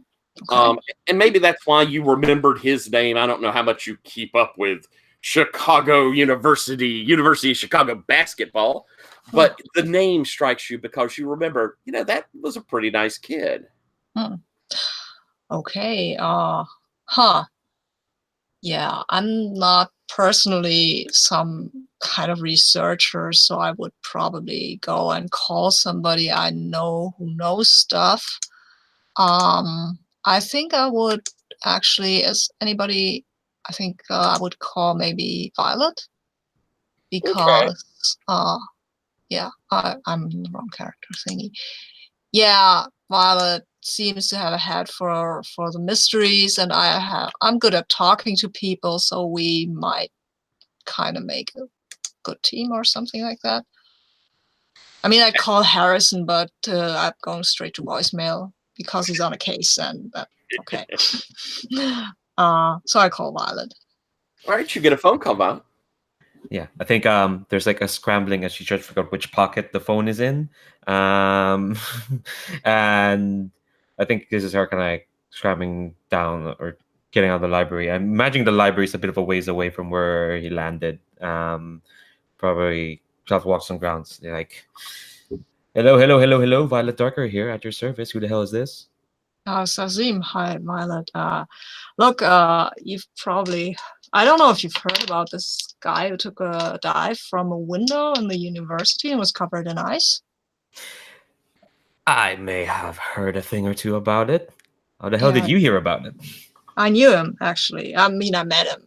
I didn't know him, but I've met him, and I heard some students talk that this happened, and I thought maybe I'd want to look into it, but I'm good at the talking to people stuff, but not so much at the whole supernatural shebang, occulty knowledge stuff, you know? Really? You, not good with the occulty supernatural shebang. Huh. Knowledge, Oh, Violet. okay, all right, okay, all right. Shebang okay. I can do. Mhm. Was that inappropriate? I will neither confirm nor deny. You talk to what's the name of that? What's the name of that? You talk to Atargatas about this. Well, it just so happens I'm in the vicinity of university.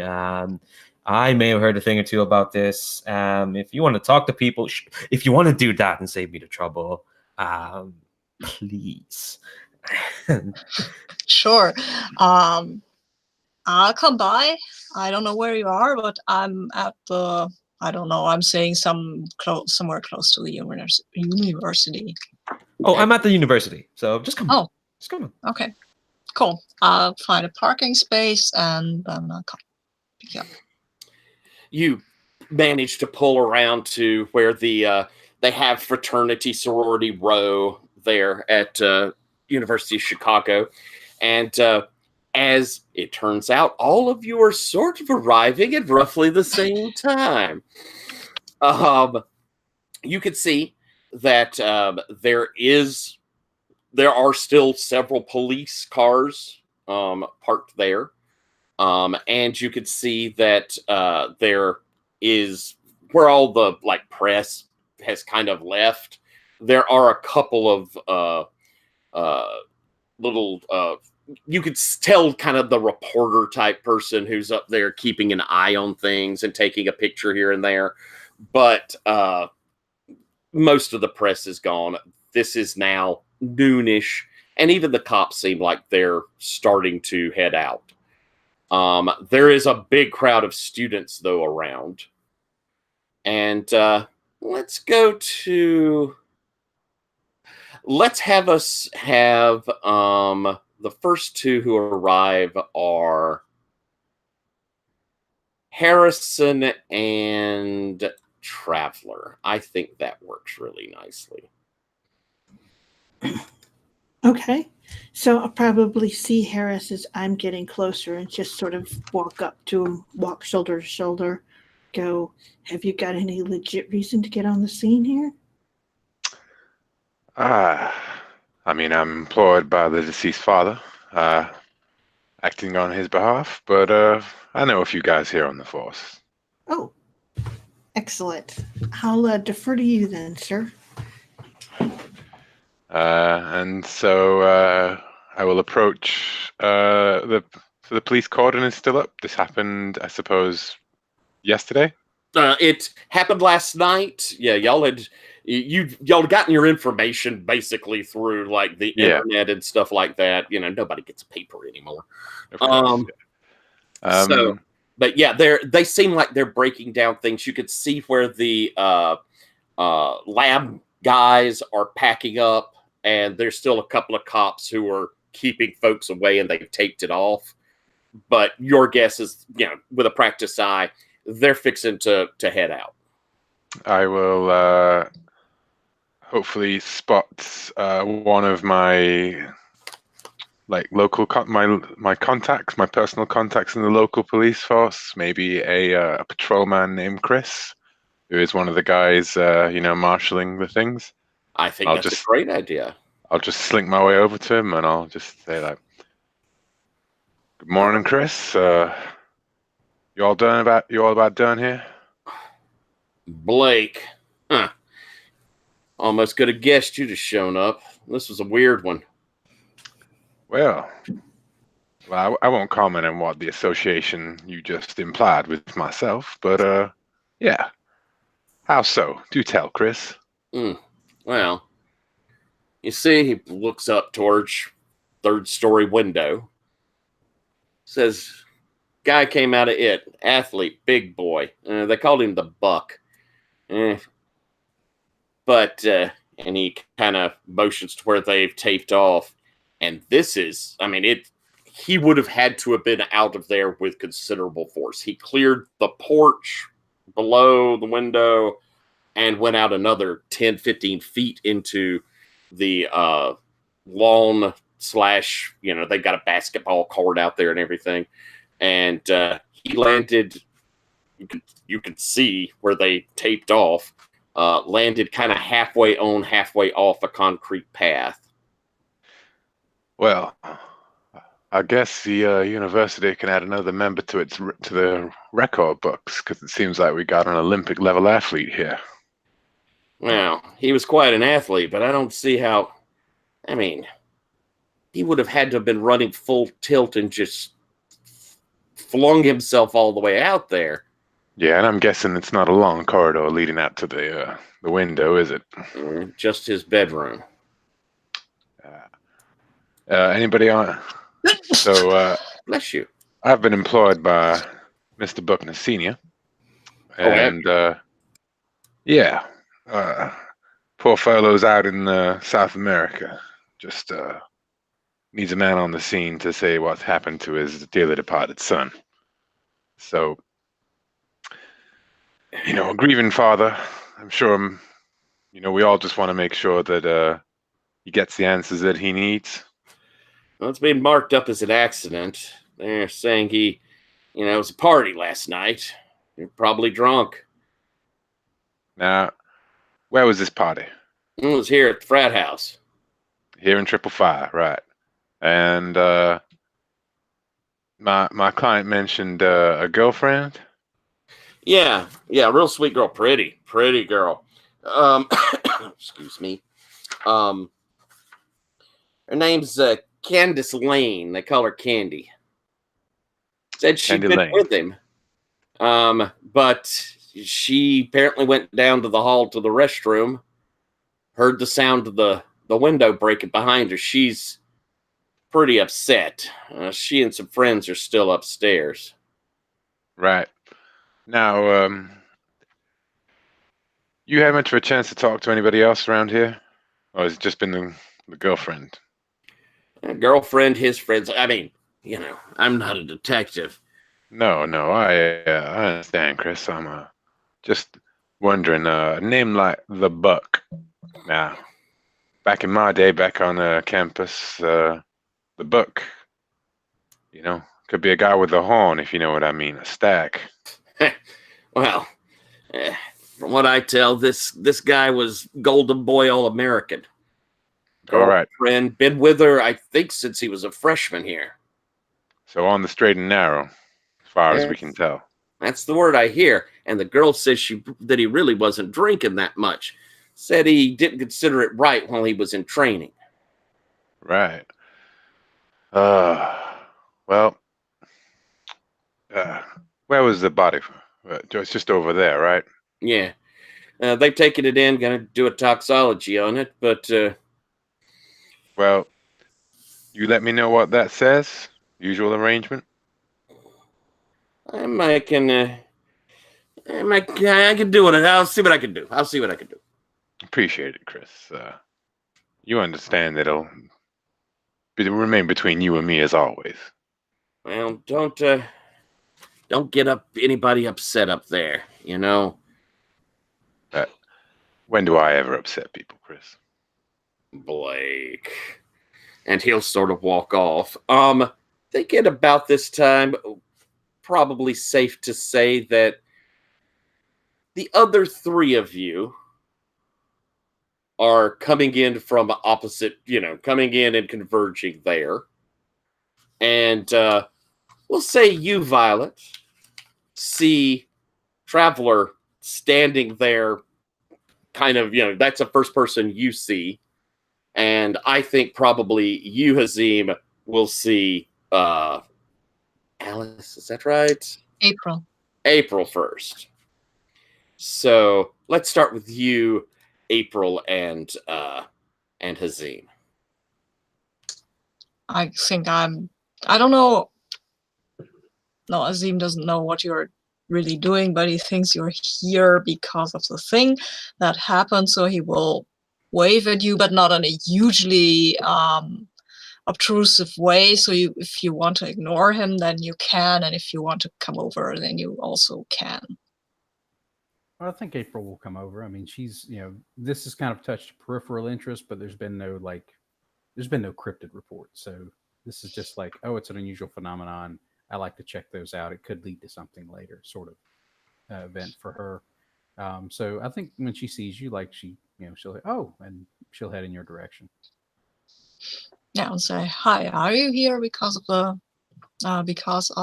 Buck who went out of the window? Yes, I got a report that he was covered in ice, which has kind of piqued my interest given our current weather situation. And like there's some reporting on here that like the ice had turned to slime. Like, and I found that very interesting. Like there are some naturally occurring instances of that. Like I've dealt with that sort of thing before, but usually that involves algae that's been frozen in Arctic ice. That sounds unlikely. Oh, very unlikely. But we both know from our past experience that unlikely doesn't necessarily mean excluded. True. So. As you're kind of walking over there, you can see the lab guys packing up everything, and you overhear one of them say, hey, Chucky, didn't you get a sample of that substance that was on the body? And Chucky goes, yeah, it's over there in the rack. And nothing in here but empty vials. Where you got the... And they start, you could see them looking around and kind of making a little, like something's missing. I'll go looking around and see if if there's some samples they might have missed that they left laying somewhere as they were doing all the other cleanup. Like maybe they've just forgot to put them in there. So I'll just sort of look around on the ground or on like a nearby like bench or something that they might have just set things down while they collected other samples. Okay. How about I get you to roll me a... Let's do an act under pressure. As you're trying to look this over, not particularly be noticed that you're looking in that place, and see if you happen to catch something before they do. Okay. Is there a role for the party link? There is. Will was nice enough to put that up, but you may have popped back in afterwards. So I will. Did you find it? I just posted it. Thank you very much, Will.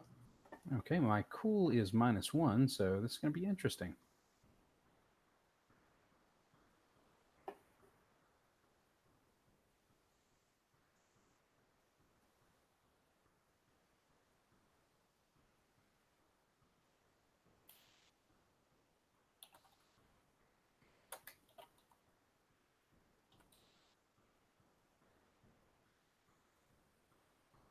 Whoa, okay, that's a 9.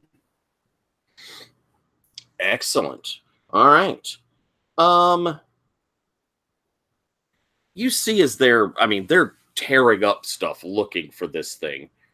And you notice that one of them has kind of pulled down the rack that's supposed to be there. And you can see that there are a couple of these test tubes that are on there that are labeled. I'll give you a shot here of trying to get one of them if you want, but you probably will be noticed. Unless You need a distraction. Ah. I think April leans over and says, if those guys got a little more distracted, might be able to get one of those samples of that substance. Sure, no problem. And I'm going over and smiling widely, and I'm saying, "Excuse me, sirs, are you the coroner from the coroner's office? Because the medical examiner has told me that they would be coming over, and this is pretty irregular, isn't it?" All right, let's have you roll a help out. Since it was a 9, that's a perfect chance for that. I'll do that. Rolling with cool. Yeah, okay, I can do that. I have an 8. All right. You get that +1 that you needed there, April, so you can move over Palmet without being noticed. Okay, I do that. But as you're over there, Azim, doing this, these two guys, they get sort of suspicious. They're like, "Hey, are you supposed to be here?" Yes, I am. Are you?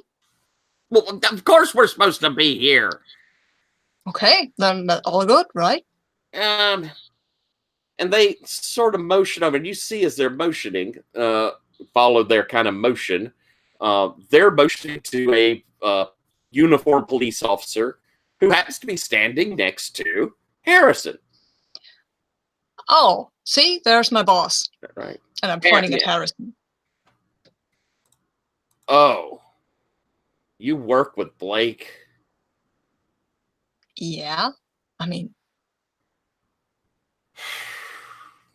Poor guy.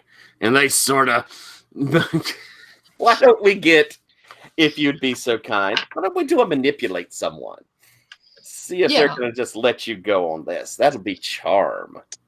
Yeah, charm. I'm good with charm, I think. Yeah, I've got 7-9. Excellent.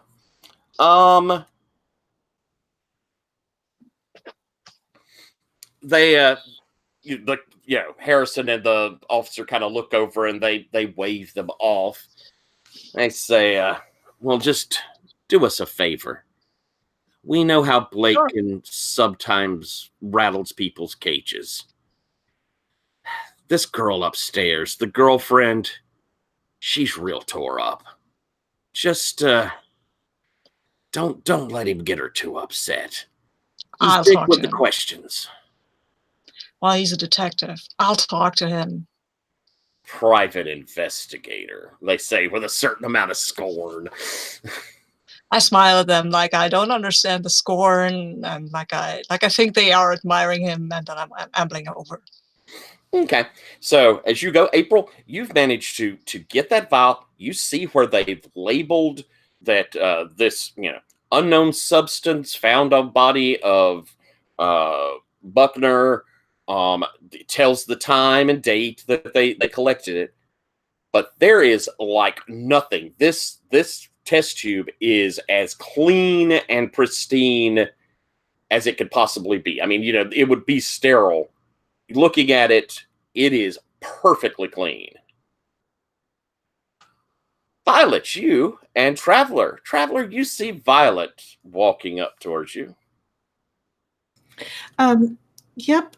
And essentially, I think that we're both college age looking, aren't we? Mm-hmm. All right. And so I will, Violet, what do you look like? I look like, I look very college age, but the very obvious thing is I have very obviously dyed white hair, magically dyed. Okay. Probably like dark skin that can pass. Like, judging from this picture that I found on Pinterest, I'm I think I'm shrugging off the coat again. I failed to okay, no, I try maybe this time no, it's too warm, so I'm holding the coat. Okay. And so I think travelers will grab your hand and go, let's go see if we can take Candace home. And we'll just go up to the door and knock on it. And essentially when the answers say, hi, we're here to get Candace home. The door opens and it's one of these frat guys, and he's like, "Oh, okay. She's come on. It's and he's clearly upset, and Mhm. he takes y'all to the stairway up. He says, "She's up there. A couple of her sorority sisters are with her. Are you family?" And she goes, she stops and goes, his father, he hired our boss. And she sort of stops and goes, we're just here to make sure that his girlfriend is okay. That was his dad's concern. Oh. All right. Well, like I say, she's upstairs. She's in a terrible state. I can imagine. It looks pretty unusual out there. Doesn't look like it'd be easy to explain it. I understand he was in good spirits. And she'll sort of turn and start talking to him so Violet can go up if she wants to. Scope the place out a little. All right. Violet, you kind of make your way on up. Yeah, what do I see if I want to kind of go past them a bit? As you go up the stairs, there's a landing, and you can see off to the side where there's another set of stairs up to go to that third floor where the room was on. Down on this floor, you could see that one of the doors to a bedroom is open, and inside you could hear a girl. It's not like she's crying, but she's got that kind of hiccup in her voice that she probably has been crying. And you hear two other girls going, it wasn't your fault. Well, I should have been in the room. I mean, what in the world? And, you could tell that they're in there conversing. Yeah, man. I think Violet's objective, she wants to go to that room, but she'll need to talk to people to find out what that room is. Yeah, no, she is kind of like, she's gonna stand outside the door for like a minute, not a minute, but like a 10-second, talk to people, and just kind of like, I'll knock on the door. All right, with them conversing. Yes. Okay. As you knock on the door, it's open, and you see three young ladies there. One of them is in, kind of got that look of clothes that have been worn all day, then into the night. They're kind of party-looking clothes. The other two girls are in sweats. And the girl that's still sort of dressed up has, her eyes are red, and she looks up at one of the other girls, goes, "Yeah, can we help you?" Hi. Yes. My name is Violet Darker. And yes, that's my real name. My boss is been contracted to. She doesn't know this, but she's making this up. Has been contracted to investigate this case, and I've been sent here to scope out the place. You're his girlfriend, right? And she, teary-eyed, goes, Yeah, Buck and I, we've been together for years. I'm sure he's a very stand-up guy. That's why you're crying all over him. Okay, all right. No, I need a minute You to said figure the out callous one to talk to the grieving girlfriend.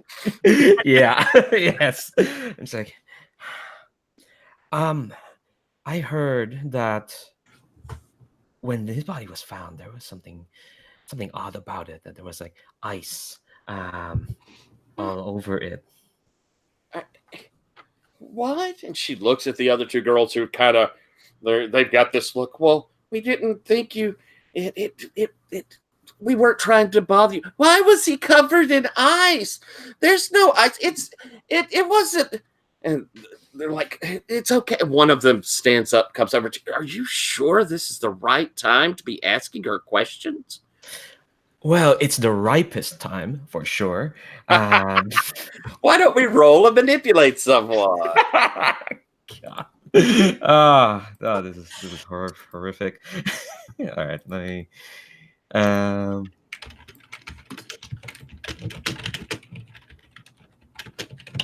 right, so I generated dice. I'll roll those. Huh. My charm isn't my worst stat for some reason. Apparently, I can't take a punch. That's my worst stat. Mm. Oh, I barely just made to a 7. Oh. The girl that's there talking to you says, look, we'll be happy to, you can ask any questions you want, but how about we arrange that you come to the sorority house, maybe in the morning or later tonight? Let us get her home and straightened up. We were just fixing to leave.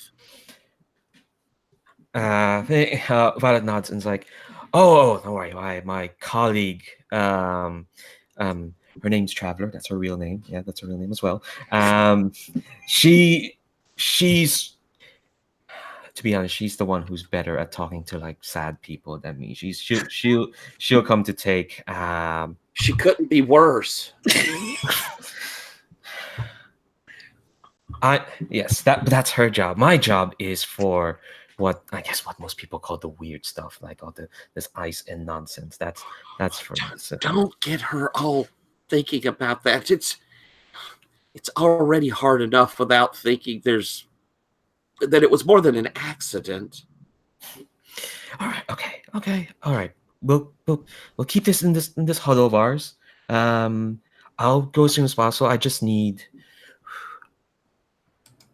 where people last saw him. His bedroom is upstairs. I think the police have some tape on it. She said she was only gone like 30 seconds before she heard the window smash. And, I'm not trying to say anything. They've been together a long time. She was planning to stay the night, if you know what I mean. I know exactly what you mean. I know exactly what you mean, and that's all I need. I'll leave my colleague Traveler, again, real name. She'll come to take. Violet still doesn't know her name. Take her home. You can come by. You can all come by to the sorority. We're the Delta Delta Kappa. Okay. And I'm gonna cut off of you. To drop back just a moment here with you there, Traveler, because you're chatting up this guy, and I'd like for you to do a manipulate just to see how well you're charming this guy. Oh my gosh. Okay. You are so cruel. All right. Okay, so that gives me an 8. Oh, that's not bad. Yeah. She's like, she leans in, like she's interested in him and all of that stuff, but she does kind of push him to tell her like when things happened. And then, but what she really wants to know is, did Buck say anything about something unusual, weird dreams or anything like that? He says, look, if you promise this never gets back to Candy, Sure. I know that, Buck really loved her. Really did. He was going to propose once he got, picked up by the NBA. He wanted to make sure they had a great life. But he spent the last couple of months, he's been real guilty about something. I think he may have hooked up with somebody. Did you ever see her? No, and the only reason the only reason I'm even saying this is because I know that it really ate him up. Because he told me, he said, I had to break some girl's heart. Hmm. And I was like, what do you mean, Candy? He was like, no, just some other girl. Does she have a name? He didn't say, but she is apparently, let's see, yeah. But he did mention that she's over at Ross Hall. Is that where Emily Bradshaw died? That is where Emily Bradshaw died. She goes, oh, I think her name was M. Oh, really? Yeah. And say, okay, thanks. And All right. I'll go upstairs. As you're heading upstairs, and we're going to cut away from you to, I think we have April and Azim walking over to you, Harrison, as your police officer friend says, I'll let you know if I hear anything. Thanks, Chris. Nods at the two of you as you walk up. I'll back and say, "Hey, boss, we're here." Why, Azim, I didn't realize the whole company was coming down today. April just looked over. Boss, Long yes. story. I haven't been in the woods that long. No, and he looks around to see if any of the police or anybody's in earshot. I mean, if anyone asks, you're my scientific consultant. Yeah? Sure. People tend to react nicer to professionals rather than just, interested busybodies. Now, I assume you've all been digging your noses in while I've been discussing things with my friend Chris. Yeah, well, I knew the guy vaguely, so. Right. Sounds like he and- was a real stand-up guy. Yeah, he was, these college jock guys. I get hired a lot by them, and most of them, they are from polite to downright, I don't know, looking down on me, But this one, he was really polite. He was I know really you're not friendly. from around here, but I think the word you're looking for is douchebag. Yeah, it's true. No, it's not. Condescending was the word I was looking for, but douchebag Right. does. Say, April, did you have the look that you wanted to have? I think so. I got some follow-up things I probably need to do with what I looked at. Good. But, I'll need to get back to my lab for, I think. You're standing here, the three of you, right next to where they've roped off where the body fell. Anybody feel like giving that a solid once-over while you're here? Oh wait, I have a move that's called Spirit Touched, actually. Ooh. So I might try to do that. Okay, I think that's a good idea. So, Spirit Touched. Your experiences have made you sensitive to the supernatural. When you sense magical things, roll weird. Yeah, weird is not my strong suit, but, well, maybe I got some XP. Oh, I got some XP. I've got a 3. Oh. Looking over the area, there's some blood. There's a bit of an impression in the ground, as well as, the blood that splatters up onto the concrete walkway. Anyone else taking a look-see? I think April's going to do some stuff with her camera. She's going to take she's going to sort of circle around. She's not going to step in because she figures they're watching the ropes, but she's going to do some close-up photography of like the way the blood pattern.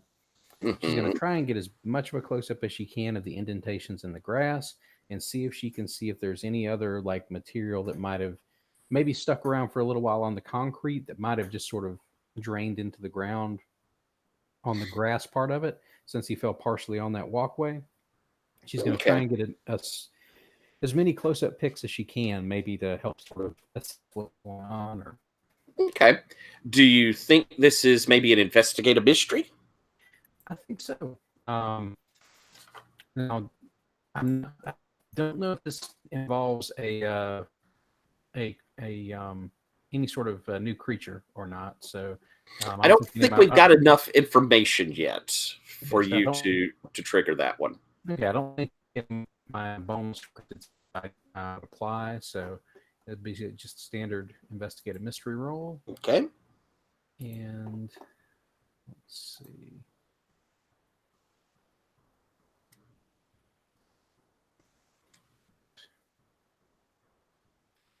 And I think I've got a 0 sharp, but it might be 1. Let's see. No, it's a 1 sharp. Okay. All right. So.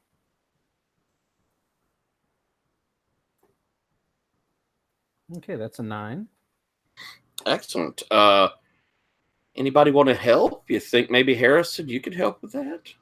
Yeah, I'll put on a pair of latex gloves and nod at one of the other police officers and sort of,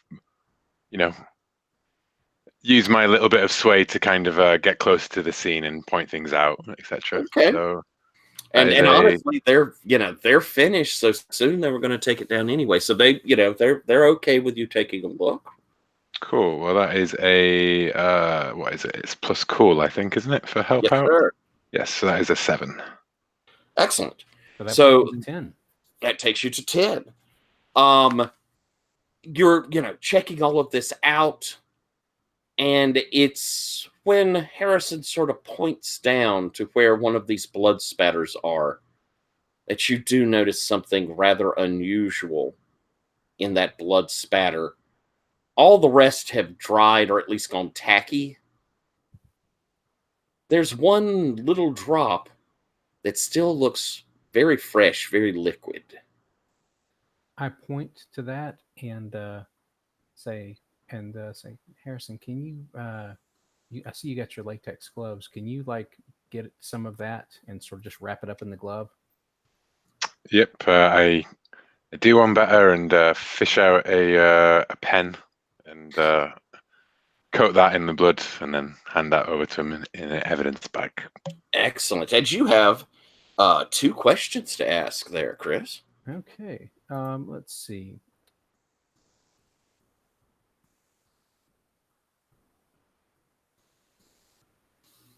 Let's see. I think I'm going to start off with the obvious one, which is what happened here.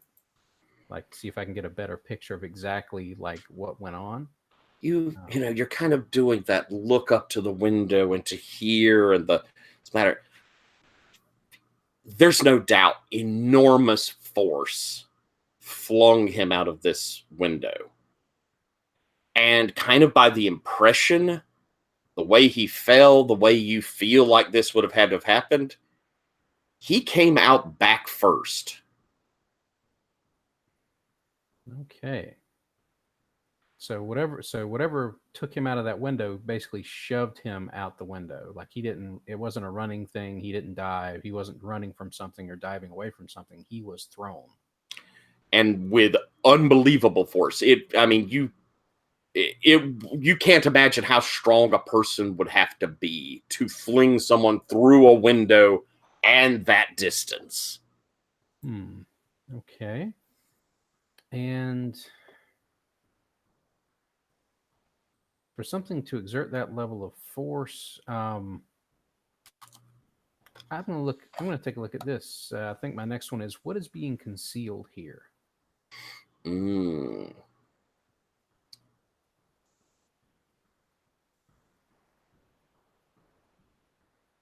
I'll make a note of this, I'm sort of whispering under my breath with Azim, standing pretty close, just so I'm conveying what I'm seeing. And I'm also recording it on my phone. I've got my little record function up, just right, taking pictures. And you're scanning this whole area. You see, caught in a bush underneath the window, there is a tattered piece of cloth. just it seems so out of place. You go over and, well, it's polyester, kind of a floral print, very old fashioned. Well, it screams the 70s. I look at it for a second. I reach in. I have all sorts of scientific tools and stuff. So I'm reaching. I'm getting a pair of tweezer grips, taking out an evidence bag of my own, and like tucking that into the evidence bag and sealing it. Excellent. All right. Then I try and move away with that stuff tucked into my jacket before any of the cops catch me. Okay. Excellent. I'm going to kind of go off. I think we're going to try and lift a little bit here in the sense of we've got Candy, who her friends, they intend to take her back to the sorority house. People can come talk to her later or tomorrow morning. When she comes downstairs, are you going to say anything to her, Traveler? Is there anything you'd like to do as they take her out? Yeah, I will go. Candy, if you think of anything that happened that was unusual, just give Mr. Harrison a call, and she'll hand him a card for Harrison. And she'll go, do you want to escort back? I see you have your friends here. We don't want to intrude. No, thank you. She'll lean in close.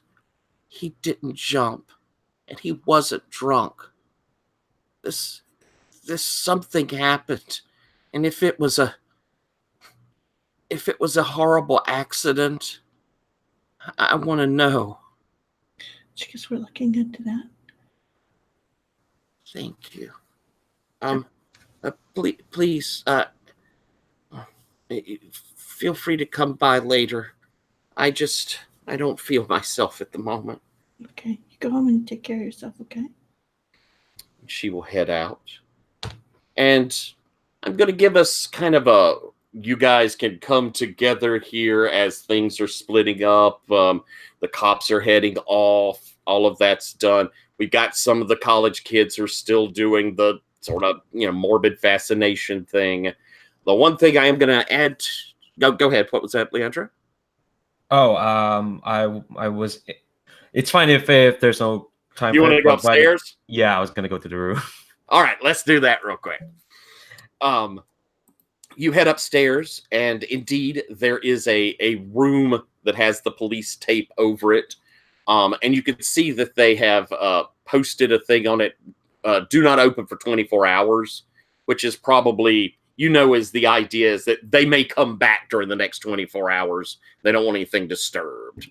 It's not like quarantined. It's more along the lines of no one mess with this scene if we need something more.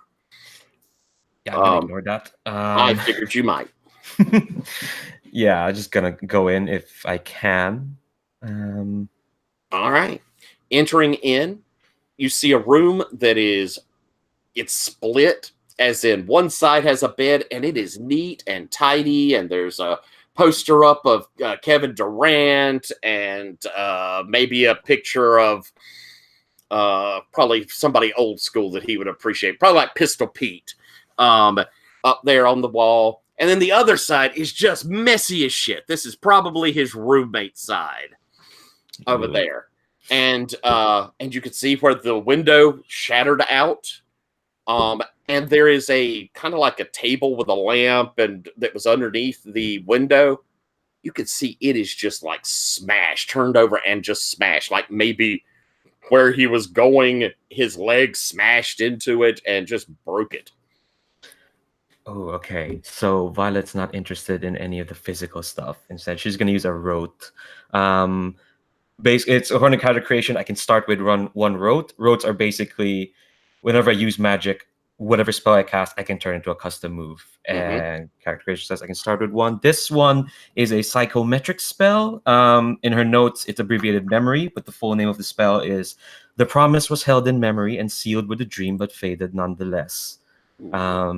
Requires expendable component destroyed or scattered. She's got that stuff in her coat. And runes or symbols written or engraved on the surface, so people will know that someone was here carving shit up. Excellent. All right. And so what this looks like is, Violet's gonna take out her her Atame knife, her silver knife, and just start carving symbols in what looks like willy-nilly places, and they're weird symbols that you're gonna build herself. They look like the symbols of a rank amateur for sure. And so she carves around the place, and then she reaches her coat and takes out the component that allowed to be destroyed. It's 2d6. But they're modified with the symbols. And she's going to roll. And what this move is basically I'm asking the room to quote another PBTA game. I'm asking the room to spout lore. On a 10 plus, I'll get a memory of what happened in the room that's relevant. On a 7 to 9, interesting. On a miss, and a 7 to 9, you can also add a glitch as well. If it gets there, but on a miss, I'll let you do what you want. Okay. Well, let's roll it up. All right. I might as well roll these since I brought them up for fun. There you go. And a roll plus weird. Let's see. That's a 5 and a 1. All right. That's a 7. Oh, it's an 8. It's 8. 7 to 9. Excellent. You're kind of, I'm guessing you see this memory in your head. It's kind of like you daydream. And it's pulling back. You see this young man. Don't know if you've probably ever seen him before. He's handsome, tall, and he's on the phone, sitting on his bed. And you could see he's really upset. He goes, "Shelly, look, it was a mistake. I'm sorry. I don't have those feelings. It should never have happened. No, I mean, you're a really nice girl. I swear. It's just that I'm already in a relationship. This really should not have happened at all." Well, I mean, you don't have to say. You're right. I'm a total asshole. It's me. I'm sorry. And you see him kind of pull where he'd been hung up on as he puts the phone down. Oh. And that's where the memory fades out. Yikes. Okay, so that was a mixed success. Glitch happens, I guess. Let's see, do I get to pick one? Yeah. Oh, you get to pick one. So to keep it on time. Let's have. I like this. Oh dear. You feel your phone buzzing. You look at it. It's a number that you don't recognize. Hello? Look, don't say anything. I was drunk, and you're very nice, but I'm sorry. It's not going to happen between us. I'm sorry, but you're just not my type. Click. Okay. I'm gonna like just slowly back away from the room, putting my phone away and kind of like power walk back to the folks. All right. Close the door behind me. You get down to the bottom of the stairs and you're going out on the porch and your phone buzzes. Okay. Look, if you thought I was nice, then clearly you didn't know me that well, so I might still be your Wait, who is this? Hello? Stella? Stella, is that you? No, this is Violet. Oh, I'm sorry. I was calling for someone different. You have a nice day. Click. Okay. keep walking towards the guys. So we're all back together. Would we like to share a moment or two of thoughts you have? A little group chat. Yeah. Good idea. Sounds like Ross Hall is where we need to go. Now, what would my gut tell me about what needs to be looked up? Because I've been dying to roll that. Trust my Roll gut. it away. Yep. That is a 7. So it tells me a general direction that I need to go in, and I get a +1 while I go in that general direction. All right. So- It is your gut tells you, that Ross Hall. I mean, it really, your gut's pushing you towards Ross Hall. Ross Hall. When she says that, it's like, yeah. Well, we're looking for Shelley. Is that right, Violet? Yeah, Shelley. Yeah, that's what the memory said. Shelley. Very clearly, our Buck isn't the most terribly faithful of people. So she's kind of. Oh, go on. Sorry. he cheated on his girlfriend with his Shelley's. That what we're thinking, or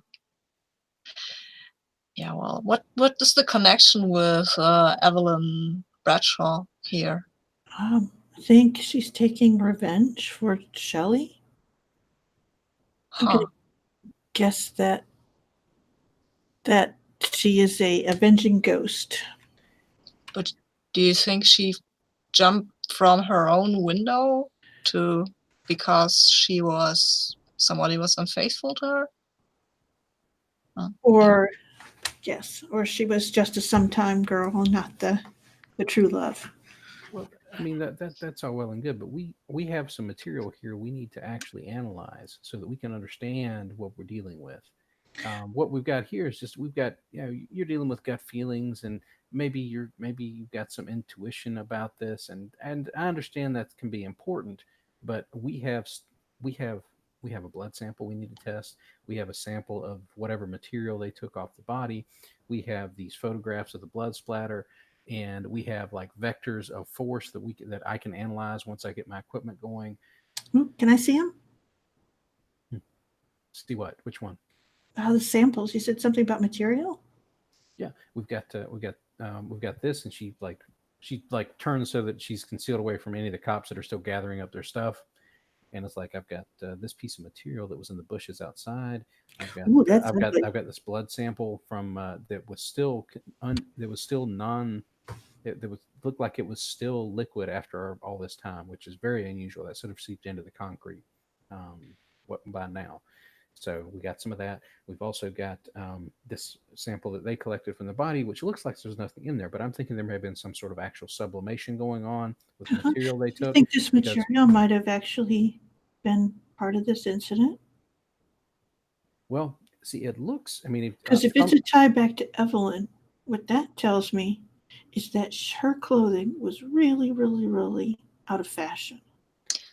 Well, yeah, but I mean, we got, sorry.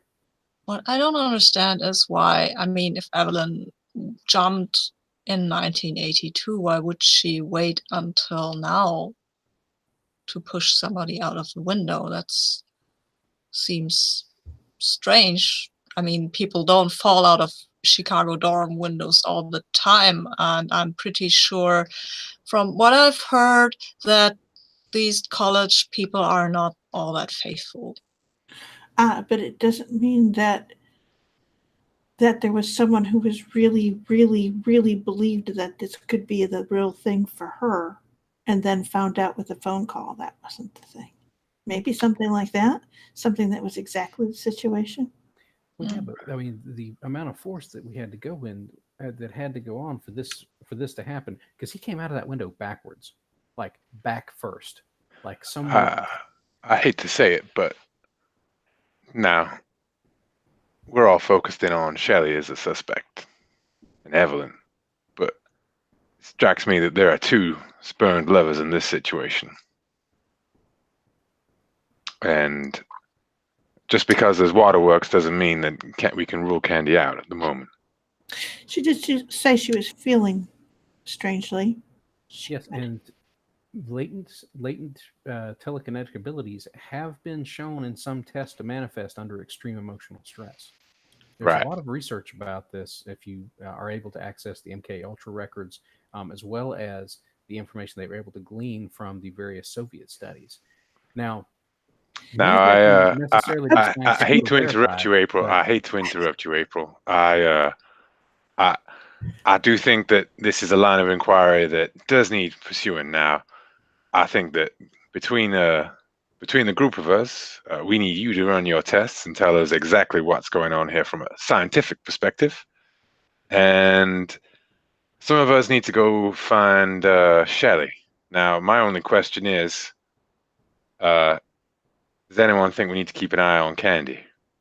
I think we should definitely talk to Candy, and maybe somebody should go and find out what exactly happened to Evelyn Bradshaw, because it's a hypothesis that she's a spurned lover ghost on a mission of vengeance, but it's possible that I don't know how far she was thrown out of her window. Maybe she's the victim.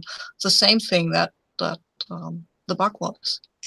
That sounds like a lot of like research and newspaper microfiche looking up. That doesn't mean I have to talk to people. I'll take that job. I think that's probably for the best, based on your past interpersonal relationships. Well, we also Hey, have I this got test. If you could, keep an eye out for a man who is truly sorry. I don't know. Sounds to me like maybe a first name like Frank or Ernest. More men should be like that, to be honest. Now, who wants to go over to Ross Hall? Yeah, I'm not that good with people. I'd much prefer to just do my science.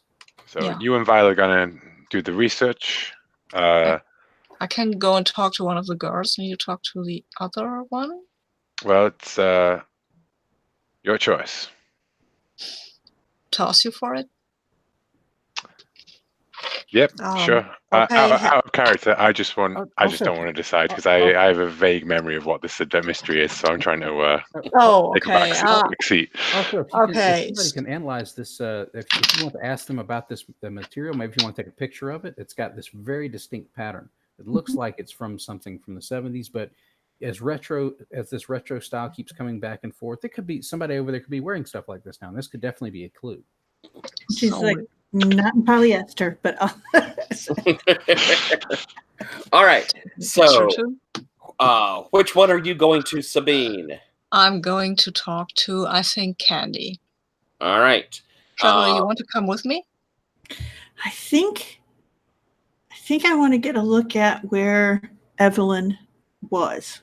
Okay. And I will head over there if I don't see something that calls to me. Okay. So. All right. And so that means that sounds like Harrison, you and Traveler are going to Rawls. Yep. All right. So we're going to start with you. I'm going to have you first, Violet, doing research, because I think that's a fairly quick thing to see what you discover looking into Evelyn and that situation. Through past stuff here, you could probably go to the library, or you definitely could go, the library, probably your best bet. It happened on campus. So let's do an investigative mystery. Yeah. That is with Sharp, which is my other good stat, which is very cool. All right. Let's see. Ooh, that is a 10. Ooh, fantastic. So you're going to get 2 questions as you pull up on the microfiche where,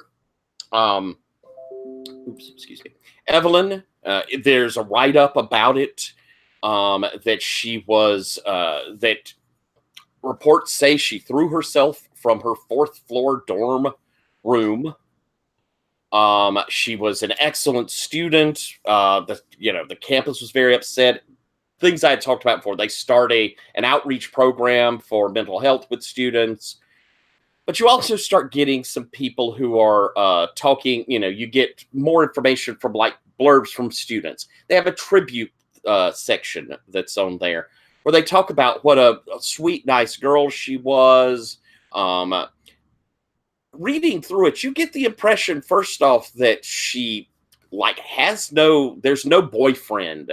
There's no talk of a relationship from anybody there. Such a good student is a lot of what they talk about. Such a kind person. There seems to be no significant other whatsoever in any of these discussions. Looking into the police report with this 10, and you're able to pull it up off the computer. It's far enough back. It's been, open fairly well. There was a bit of an inquiry to the fact that she seemed to have fallen further than you would jump out of this window. And there was a bit of a question of, like, inside of the room seemed like her hand. They had a handprint of her hanging onto the window's seal. But there was nothing to go on, and it was ruled a suicide. You have 2 questions. Yeah, I was wondering, with these questions, how in the fiction I'd find these out. Probably some sort of miscellaneous magic effect. I'll work. Yeah, it could be, and I'll work it into. Yeah, because the big thing I want to know is what happened here. I think probably a bit of it is, you probably dip a little into your magic to read a little between the lines, but there were people in the police department who it never quite added up for. And so for a couple of years afterwards, there were policemen who thought she was pushed.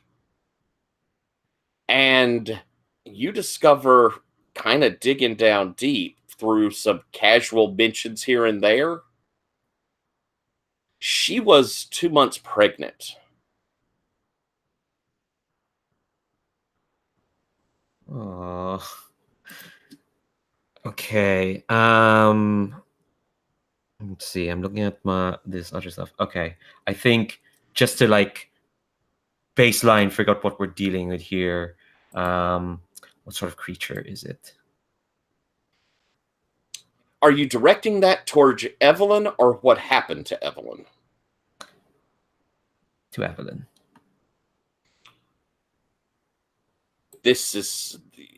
Everything is screaming to you that this is a spirit who is feeling vengeance for what happened to them and is seeking the person who did it. But she could not come here alone. Okay. All right. I think I'm going to text that to I'm going to try to create a WhatsApp group. I'm going to fail because I don't know everyone's numbers. And I'm just going to send all this info to Harrison. Evelyn Bradshaw was pregnant, died, looked like suicide. I think we're dealing with a ghost. And ghosts need help to come back. And and I think, okay, all right. I'll stop there. Okay. And so, Chris, I'm going to hop to you. Your research there, April. What are you doing? Are we weird sciencing up this thing? I think so. She's going to basically try to come up with a way to analyze what's in this tube, because she's sure whatever's in there is still in there.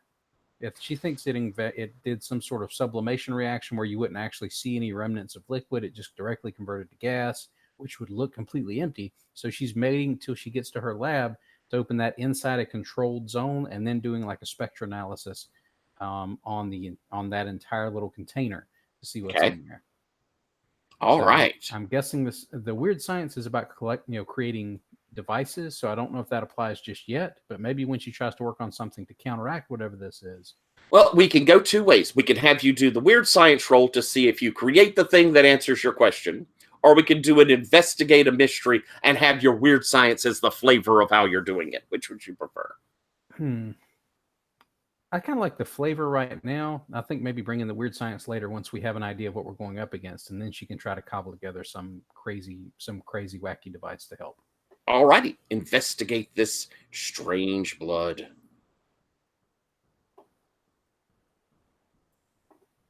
Holy mackerel! That's a 12 on the dice plus 1 for sharp for a 13.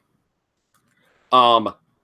You determine pretty quickly that the only reason that this has stayed liquid is it's actually the blood and some sort of strange ectoplasmic material that have fused together. Okay, so all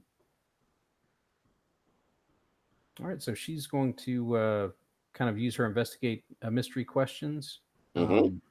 I think we've got enough fiction wise for her to go ahead and sort out what sort of creature it is, Mhm.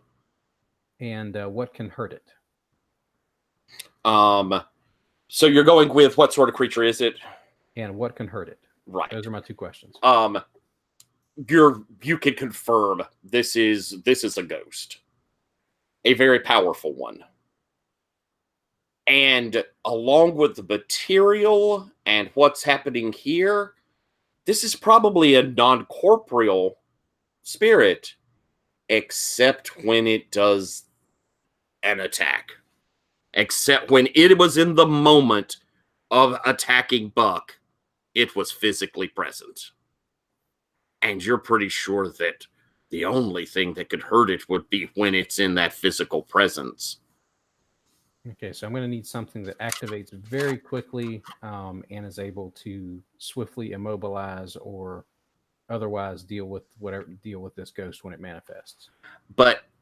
And this is more of a, I could see your machinery like doing. It has this like brain scan that you've learned how to read sort of impressions.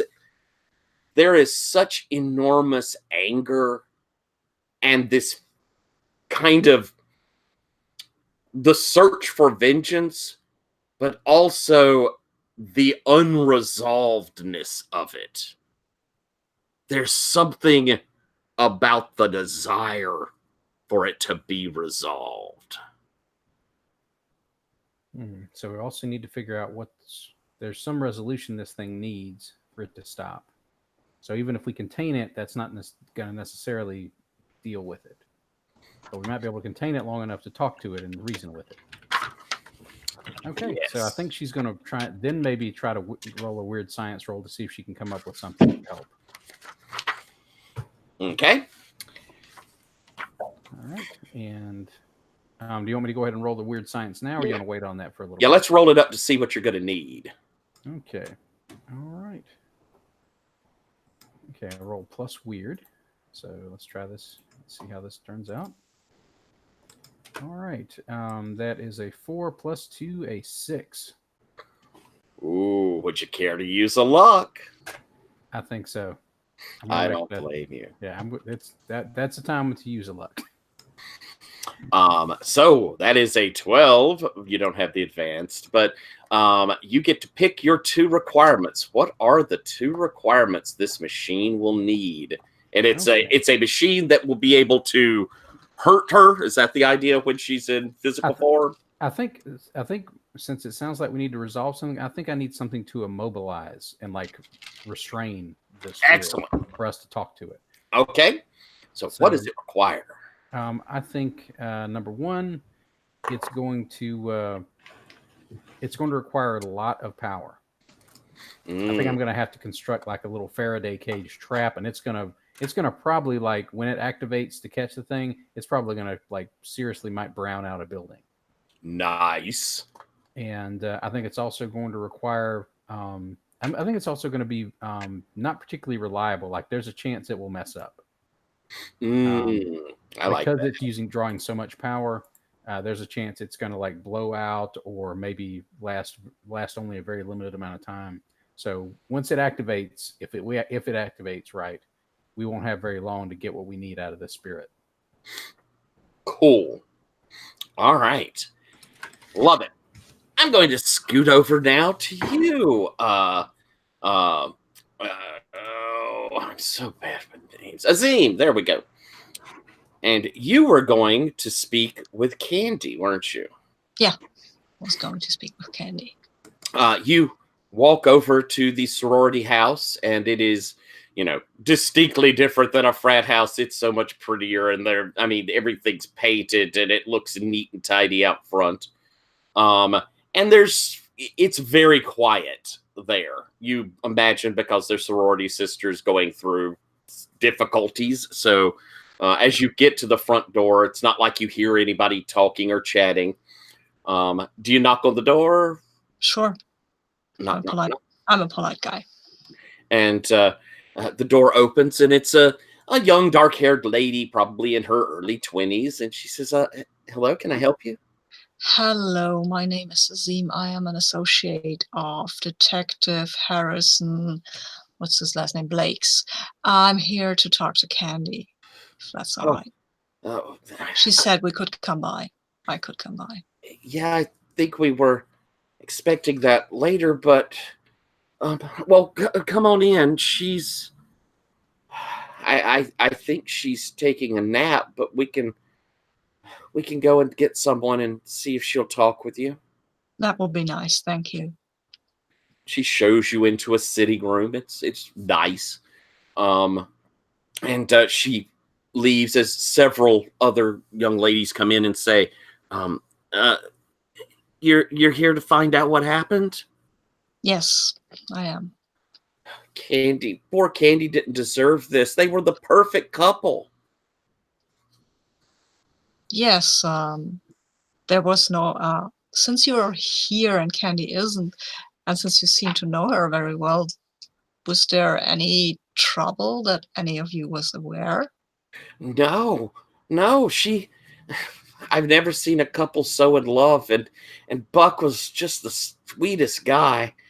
And, Candy's super smart. It would have been, it would have been like Beckham. It would have been like Obama, an athlete and a smart woman.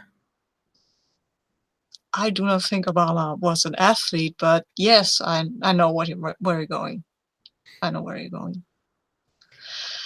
Well, yes, love is hard sometimes, though, isn't it?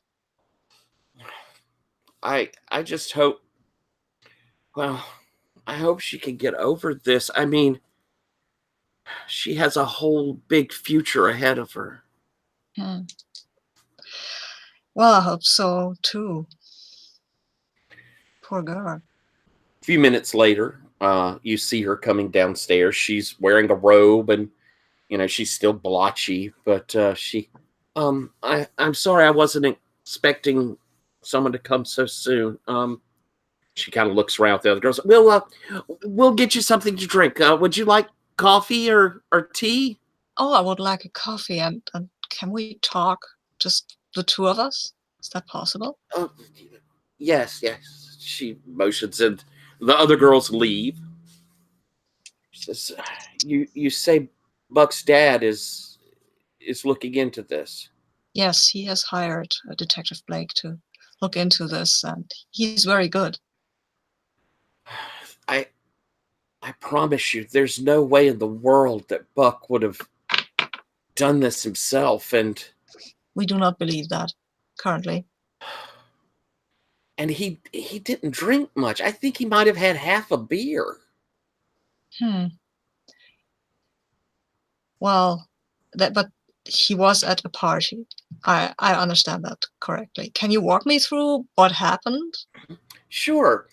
Buck is, everybody loves Buck, and he had come down and he'd given me some flowers when I showed up, and we'd stay downstairs and talk to folks, but you know how these parties get. Some folks were in the back smoking up, and the rest of them were getting pretty drunk, and Buck just doesn't like being around that stuff most of the time.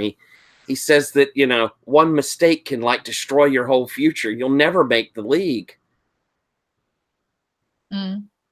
So we went upstairs, and he was real sweet. He, told me that he wanted us to that he saw us being together forever, and that when he graduated next year, there was a good shot of him going pro, and that he wanted me to marry him. Did you say yes? Of course I said yes. He didn't have a ring or anything. He said that he wanted to wait until, well, that he could make sure to support us. But I said, it doesn't matter. You know, we're in love. And besides, I already have an internship lined up at IBM. Nice. Oh, this might be indiscreet, but were you ever physically intimate with him? Well, yeah. Okay. Yeah. And she sort of blushes. I'm sort of blushing too, but my skin color is probably too dark that it's actually visible. So She says I was going to change and spend the night. And I mean, he was going to, when I left, he was getting undressed, and mhm. and then, I hadn't even made it to the bathroom before I heard the window break. Mm-hmm. This was probably immediately after he asked you to marry. Well, yeah, it had only been, he'd asked maybe 20, 30 minutes ago, and I cried and hugged him, and, it wasn't like just the second before. And did he seem apologetic about anything? With the flowers? Why don't we roll to manipulate someone here? Yes. I really want to know if she knew. Manipulate, I roll with charm, right? Yes, you do. And I have a 7. Okie doke. I am deeply charming. She looks at you, and you see her get real serious. She says, you're a handsome guy, and I can kind of tell when someone's in love. You're in love with someone, aren't you? I am, yes. Love can sometimes be a little difficult, can't it? That's true. Yes. He told me that he made a mistake. I told him it didn't matter. That, he was crying. Hmm. And he's not the only one who's made a mistake in his life. Oh, okay. I really want to roll to see if there is anything magical about her, just to rule her out. Okay. So I want to do this, and I will use my supernatural guide for this, because Okay. I think that's the perfect opportunity to roll this with charm instead of weird. Excellent. So let's go there. No, I'm not good with this, I guess. I have a 5, but I'm using fate. I'm using luck now. I want to bump this up. All right. She is perfectly mundane. Cool. Good to know. It is oddly, even amongst the people you deal with a lot of people, but she is untouched by the supernatural. Okay. And she says, I told him what happened in the past is the past. You got to put a ring on it, honey. And I don't know. There was, like I say, we were happy. I believe you. And I'm sorry for your loss. He's a good guy. Don't make him. Don't let him make him out like he was some sort of clumsy drunk. Something happened to him. Yes, I believe that. We'll find out what happened. Okay. And I'm all, unless there's something you'd like to do more? No. Closing out that scene to the other three of you walking up to Ross Hall. Ross Hall is a 6-story dorm. It's an older dorm built in the 60s. And it's got that kind of industrial concrete look to it. Not very inviting. And you could see that there are a number of young ladies going in and out, and there are a few guys around too, but it's clearly a women's dorm, a girls' dorm. Is there I don't know how American dorms are, but is there like a like a door, like a lobby kind of area? Like Yeah, there's an entryway and a desk there with the residency, the RA, the residency. the RA, yeah. Yeah. And they would, you'd have to probably sign in, that sort of thing. Yeah. So I'll come over and lean over across the desk and just say, we're here to see Shelley. All right. This is a, fairly young lady who looks up and says, Shelley? Yeah, Shelley. There are a couple of Shelleys. Would you like to tell me more?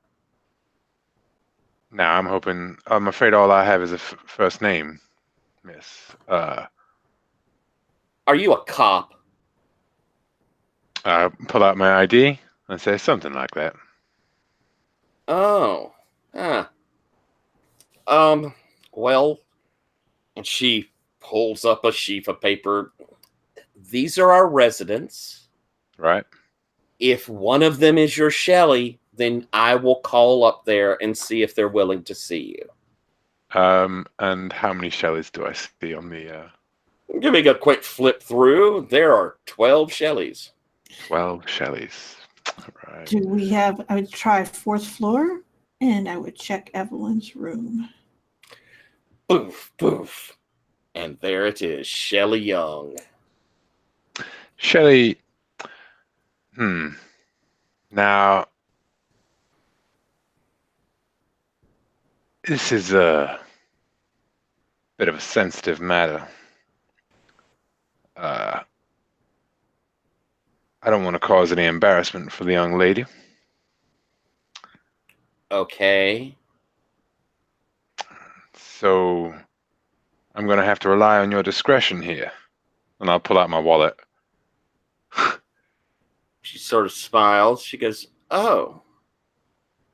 Well, yeah, sure, I could be completely discreet. Yeah. Right.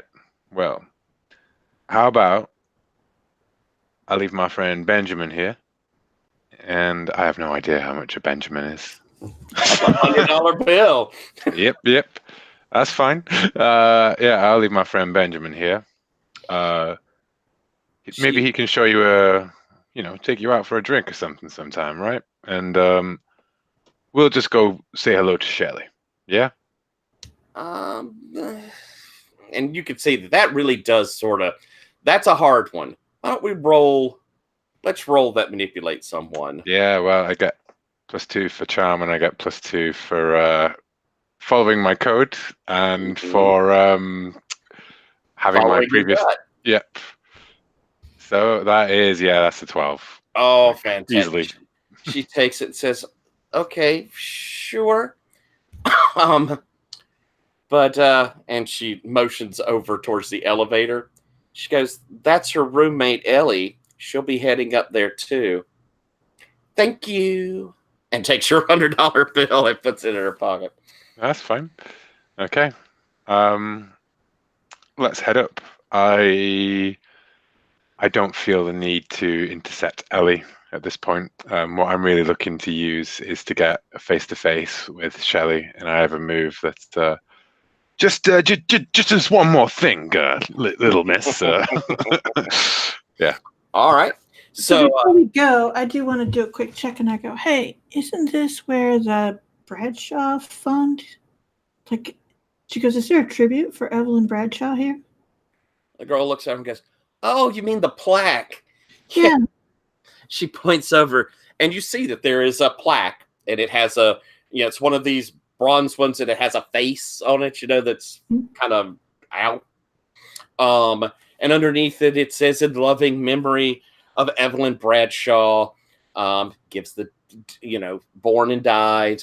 And there's probably a quote from Beatles song. I think probably something from Blackbird underneath it. And you'll notice as you look at it, though, its nose, everything on it is fairly dark, but the nose is the shiniest.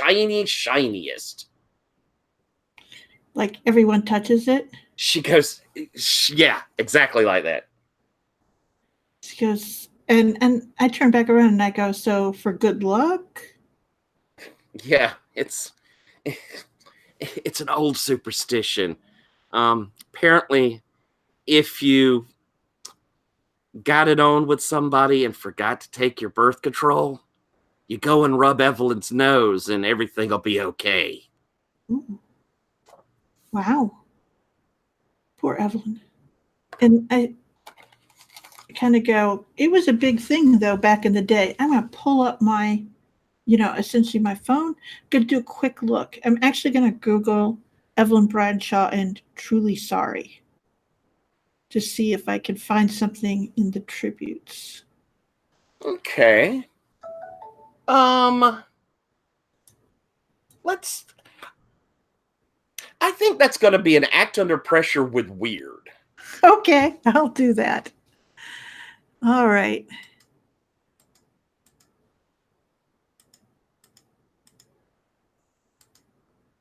So that is a 9. All right. Anybody of our 3 that are there think they're able to... Oh, our 2? Or do you think you can help with that, Harrison, in any way? Perhaps not.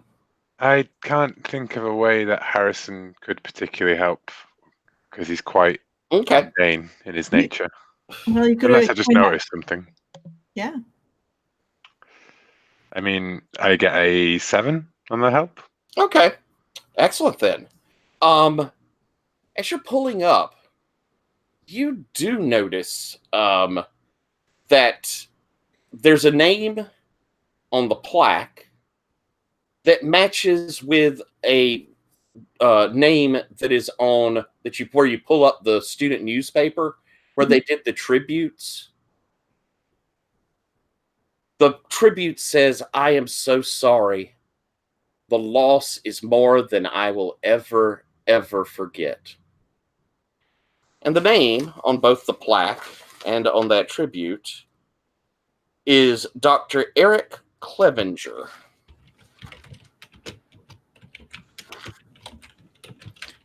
Great. Where can I find Dr. Eric Clevenger? Looking on this, he was a professor here, an English professor. But you don't see anything else about him other than he retired 7-8 years ago. So does he still live in the area? You start looking over, trying to pull him up, and I think for time purposes, we're going to find, yes, you can find an address for Dr. Clevenger. Okay. And I think I will tell Harrison that, and I'll go, I know April's working on some sort of trap. If something needs to be resolved, this may be the guy who can resolve it. Do you want to head over? Well, do you want to... Oh, there's going to be... If that's how you feel, and I'm trusting your instincts here, maybe you should go hook up with April and go and head straight on over there. I can handle Shelley. Are you sure? Yeah, don't worry. Sorority girls ain't so scary. Unless they summon a ghost. Well, if they do, I've been pretty faithful. As you're saying that, you hear outside of the building a couple of people screaming. And then you see landing right out front of the door the body of a girl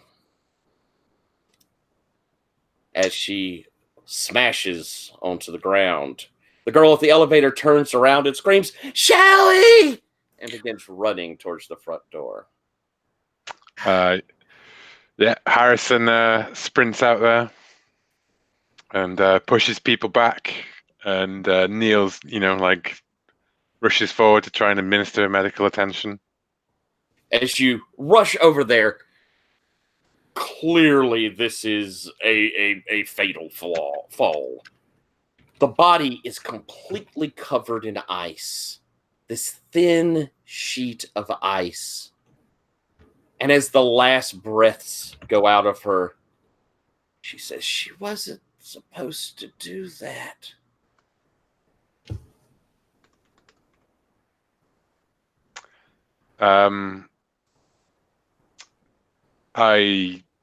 Harrison stands up, looks over at Traveler, and then just says, "The room," and we go sprinting back into the building. And I'm going to make a call to the group, and I'm going to go, "We need Dr. Eric Clevenger here. April, what do we got to do to get your trap in the vicinity?" Oh, I can get it in there. It's going to draw a ton of power from the Wi-Fi when it activates, though. Oh, boy. There's So going to be so many upset people. We're going to ruin an entire night of Netflix. Okay. I'm heading over to the back of the dorm. I'm going to keep the door open for you guys. Get yourselves here. And she will ask for someone to go and contact Dr. Eric Clevenger and pick him up. Okay. So the two of you rush up towards the room. And since Ellie and Shelly has gone out and is, traumatized by her roommate, you get to the door, and again, I'm pushing us forward because we need to wrap. You get in, open the door quickly, and it's a dorm room, but you see that inside of this dorm room, the window busted out. There is this circle of candles and salt around the circle. You can see there's a book open, laying on the bed. And the room has this oppressive feeling of anger and a chill to it. I don't suppose that this is the first time in a mystery that I observe a monster, minion, or phenomenon in action. No. No. Okay. Cool. Well, in which case, I investigate the scene. Yeah, this would be the first one in this mystery, yeah. Yeah, exactly, yeah. So I get to ask one question from the investigator mystery list. You do. Immediately. So, why can't I see the revise? There we go. So I've got the references, but it keeps switching back to the Gumshoe playbook every time I try to select the PDF. Oh. There we go. I've got it.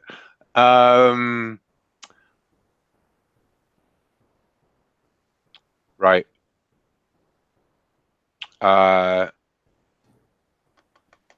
We guess what type of creature it is. Is there anything being concealed here? As you begin looking around the room quickly, you can see that in that book, there is written in handwriting on a loose leaf paper where apparently Shelley had worked up some sort of ritual, attempting to summon up a demon of vengeance. But with your practiced eye, and probably with Traveler there as well, probably even more Traveler's practiced eye, this wasn't a powerful enough spell to get a demon. But it may have been powerful enough to get someone or something that was deeply devoted to vengeance. She summoned the wrong thing, and therefore had no control over it. And I feel like we're in a bad situation here. I'd like to read it. All right. That is a 7, but you know what? I'm going to spend a point of luck and give Alright. myself a full 12 on that. And I will ask, what's the best way to protect the victims? You By which know, I mean any future victims. right? You know that this thing, now that whatever it's gotten rid of its summoner, it is probably going wild. So it will be almost immediately heading towards things it believes deserve its vengeance. Right. Speed. You got to work fast is number 1. Or getting its attention focused on someone, something is going to be your best ways to protect the next victims. Okay. And on that line, can I maybe argue that what's most vulnerable to me, I could use that question to ask how to get its attention focused on a specific thing. So not as in like its vulnerability, like to Right. hurt it, but its vulnerability for its, predilections. A big betrayal or the person who wronged it most would definitely be able to do that. Though something in you kind of tells you that she doesn't know where the person who, it's not like she has some immediate ability to just go after the person who wronged her. Right. Okay. And can I hold on to the last one for You may. later? Yeah. You may. Okay. I do have I have a suggestion. Yes. Looking over at Traveler, and I'll say like, now, I'm not wrong, right? You in April. Something there, right? Might not seem the right time, but I need to know. Yeah. Yeah? This whole past life thing, you love her, right? Or you loved her? Gotta be I don't mean to pry, but I can't help it. You dog her steps like no one I ever know. She sort of stops and goes, Yeah. Now, I just need to know. You love her? yes. Right. Well, and then Harrison is going to lean over and kiss Traveler full on the lips. Okay. And so you see Trevor, she has no idea what you're doing. And then there's that thing when you're kissing her and you see her eyes go really wide, and then she figures out what you're up to. And she's like, God damn it, you can hear cussing like through the kiss. As you do this, the walls, the things on the walls begin to rattle. And from down outside where the windows open, you can hear this sort of scream heading, kind of like screaming towards you, and this cold wind coming in through the window. And we're going to jump over to our other 3. April, you have been working on your thing. Do you have it in a position you think that you can haul it somewhere? I do. It's like about the size of like a small suitcase. Like it folds out when you're ready to activate it. So she's basically put that in the sidecar, and she's heading out to meet Azim so that they can try and convince this professor guy to come with them. Okay. And Violet, what are you doing? You're still on campus. What are you doing? Yeah, I'm running towards Ross Hall, being like, "Oh, I mean, Traveler's not an idiot, but that idiot Harrison is gonna deal with a ghost, and he's gonna try to like witty it to death. It's already dead." And I think she's trying to prep a spell and she probably passes the other 2, and she shouts like, "Go do a thing! I have to go keep him alive!" And as you're running down the quad, you pass the English building, and you've got this scream, and as you're passing by, you see this fairly young he's dressed professorial. He's got a young lady kind of supporting him. And you could see he's got like kind of ice around his chest. He's going, oh, oh, oh. And she's like, Professor, should I call an ambulance? He's like, yes, I think I need one.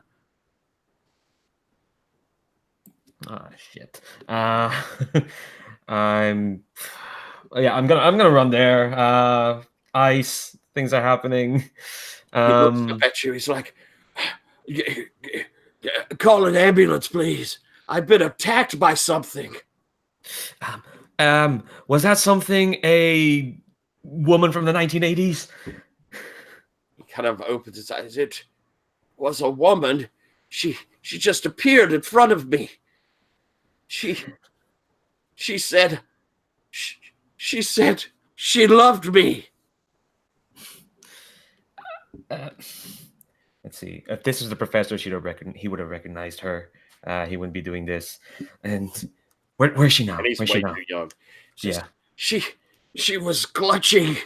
It was like she was grabbing my heart. The young girl's beside her saying, I didn't see anything like that. And he goes, says that she just screamed, disappeared. This is ridiculous, but do you know where to? And you can still hear the reverberating of the scream as it went off towards Ross Hall. Okay, cool. Call 911, and I pass the body to the girl and start running back for Yeah. Ross Hall. You're running. All right. Azim, you and April are going off to get Dr. Clevenger. Is that right? Sure, that's what the text said. So we're going to get Professor Clevenger. You're roaring down on the motorcycle, the two of you, and I've got a car. Okay, you can take your car, or April, you have a motorcycle, right? Yeah, I have a motorcycle with a sidecar, but Gotcha. I'm thinking what I probably do is meet her over at the address, Okay. so we can tag team and try and convince him. You pull up, the two of you. It's not far from campus. It's a nice little house, in the neighborhood where probably staff retire to. And you can see that it's well cared for. As the two of you jump out of your various vehicles and head up, I suppose, to the front porch. Sure. Knocking on the door. Yeah. Door is opened by a... excuse me.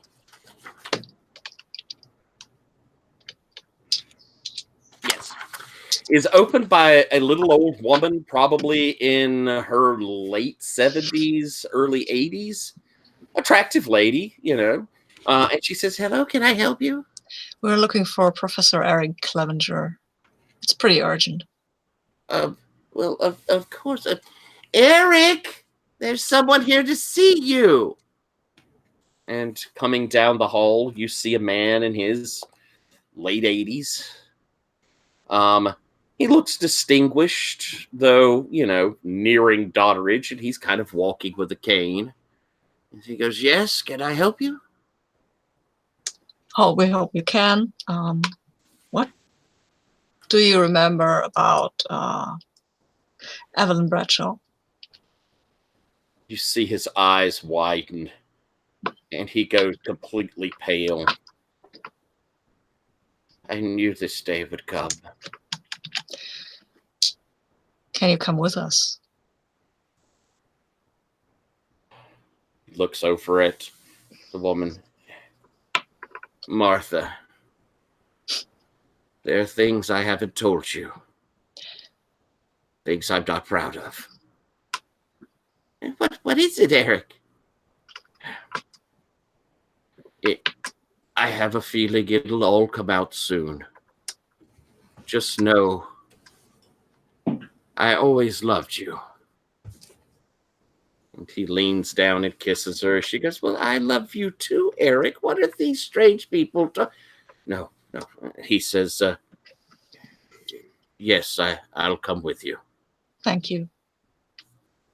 Well, Eric, you need your sweater. I'll grab the sweater and then out we go. She's standing on the porch going, well, be home for dinner, as he gets into the car and he's crying. I'm following them in my motorcycle, so. He says, how did you find out? That's a long story. Complicated.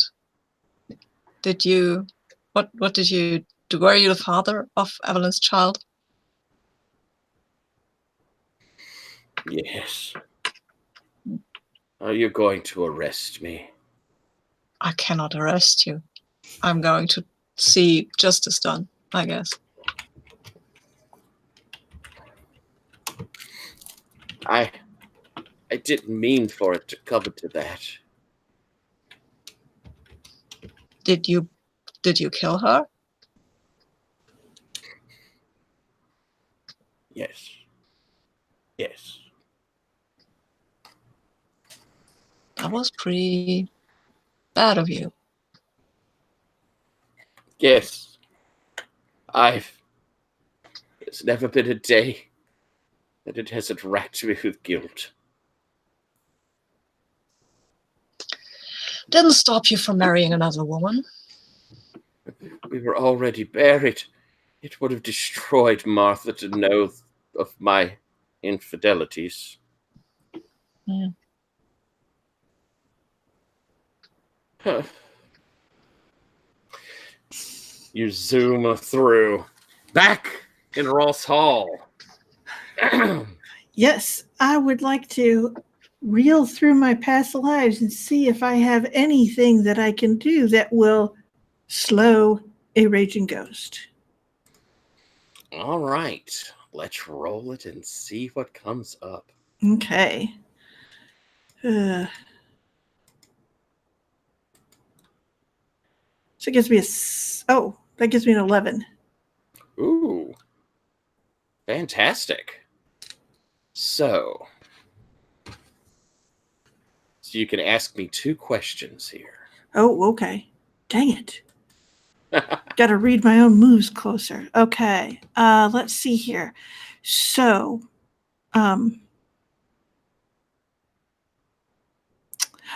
what important hidden secret can a past life show me the way to slow the ghost? Okay.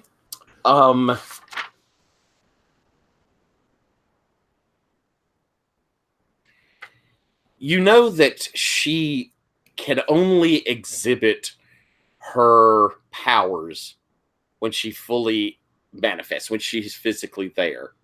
That is also when she's most vulnerable. You could, if you can, there's magics that could trap her. Neither one of y'all are great at that. Though you do have your hex coming. There is also the purely physical of if she manifests and doesn't, do horrible damage to her, you could try to wrap her up, tackle her, take her down. How long that will work? Yeah. But also, she is very much wanting something. And if you can make her believe you're helping her, then you might can contain her, focus what she's going to do. All right. Then I guess I know that I have to communicate with her. So what does my past life advise me to do now to tell her the news that we are bringing the one who betrayed her to her? Your past lives, she is looking for justice that was denied her. Let her know you believe that she was wronged. Let her know that you are there bringing her the justice she seeks. She can be reasoned with. That's all she cares about. She's lost practically everything else about her. If she's distracted away from that, then she will be unbelievably dangerous.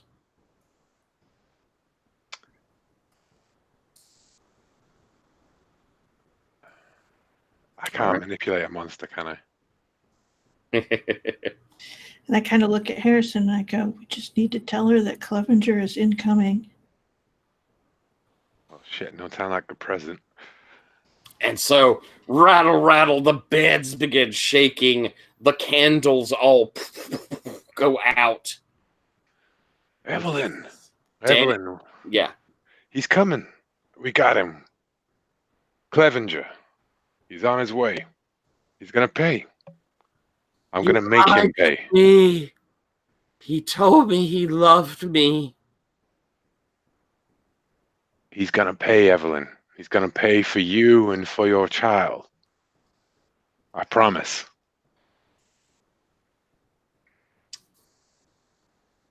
What are you saying, traveler? I say, you were the one that was wronged. This is the time. Stay with us. Hold. Begins to coalesce in front of you. You see this vision of a young woman, pretty. She's wearing this flower printed sheath type dress. You can see the hem is torn. She is crying, and there's just anger in her eyes, and the back of her head is completely smashed in. You can see the blood flowing down around across the dress. Her hands wreathed in ice. She looks over towards Harrison. He was a man who used me. And you see, traveler, that she's focusing at the moment on Harrison kind of as a scapegoat to this anger. And she turns around and says, no, not him. He just had to get your attention. But we need you here. Don't you want to resolve this? Don't you want to be free? I want to be free. Why don't we roll an act under pressure with charm? Okay. Yes, I will do this thing.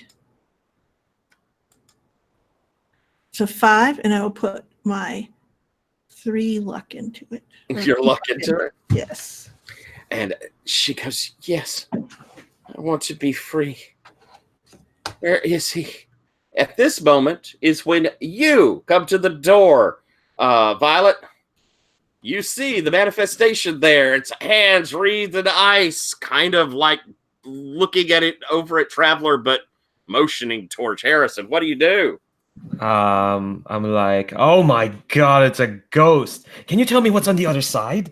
As I kind of pull out the spell that I've been preparing, as I've been running. This is just use the magic effect I'm looking for is to trap this entity or person in place. So do I have any requirements?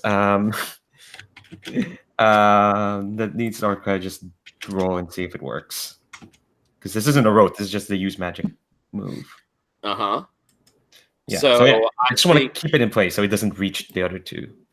Gotcha. So you're attempting to do a hold it back. She will turn her head to look to you. She says, it's cold. It's very cold, to answer your question. And as you, I think that let's go ahead and have you roll your use magic just to see if it goes terribly wrong. I think that you're going to have to probably, this is going to take hand motion and semantic, or verbal and semantic, and I'm going to say that there'll be a specific side effect of this. I think it's going to push into you feeling this rage and anger, and I'm going to give you a -1 ongoing for all cool rolls. Ooh. Well, the funny thing is, if I use magic and miss, I have a move called Bad Luck Charm. If I miss, the backlash doesn't affect me; it affects everyone else. Oh gosh. Okay, I'm gonna roll. Yeah, weird. And I think what this looks like is, like, Violet answers. Well, I'd love to visit, but just for like 1 or 2. I'm sure I'll be able to do that once I get my experience dealing with a ghost. And she's putting out a jar that has a weird mixture of what looks like licorice and gecko scales. And she takes out a battered like conductor's baton and starts mixing it. And she's gonna like flick it on the All ghost. right. All See right. how it works. Let's roll. That's a 12. Oof. And she sort of stills as downstairs the two of you pull up with Clevenger. And I think how we're going to end this, because we're going to come to our end, is I'm going to story tell, and then I want to hear epilogues out of everyone for once the scene is over of the finale, how this affects you, what we see going on. So the two of you grab Clevenger as you're running up there. You have the machine. As you get to the room, we see Evelyn, who's fighting against this. We see Violet trying to hold this spell, the other two trying to calm Evelyn and keep her focused. But as Clevenger walks in, the spell just fails. The power wells up in Evelyn. She looks... You lied. You said you loved me. You killed us. He's tearing, crying. I'm sorry, Evelyn. I'm so sorry. And she walks over to him, and you see her hands pass into his chest. She goes, and he collapses, and she disappears.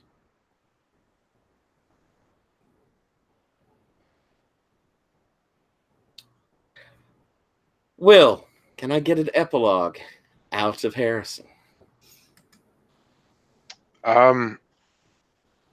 Well, I think Harrison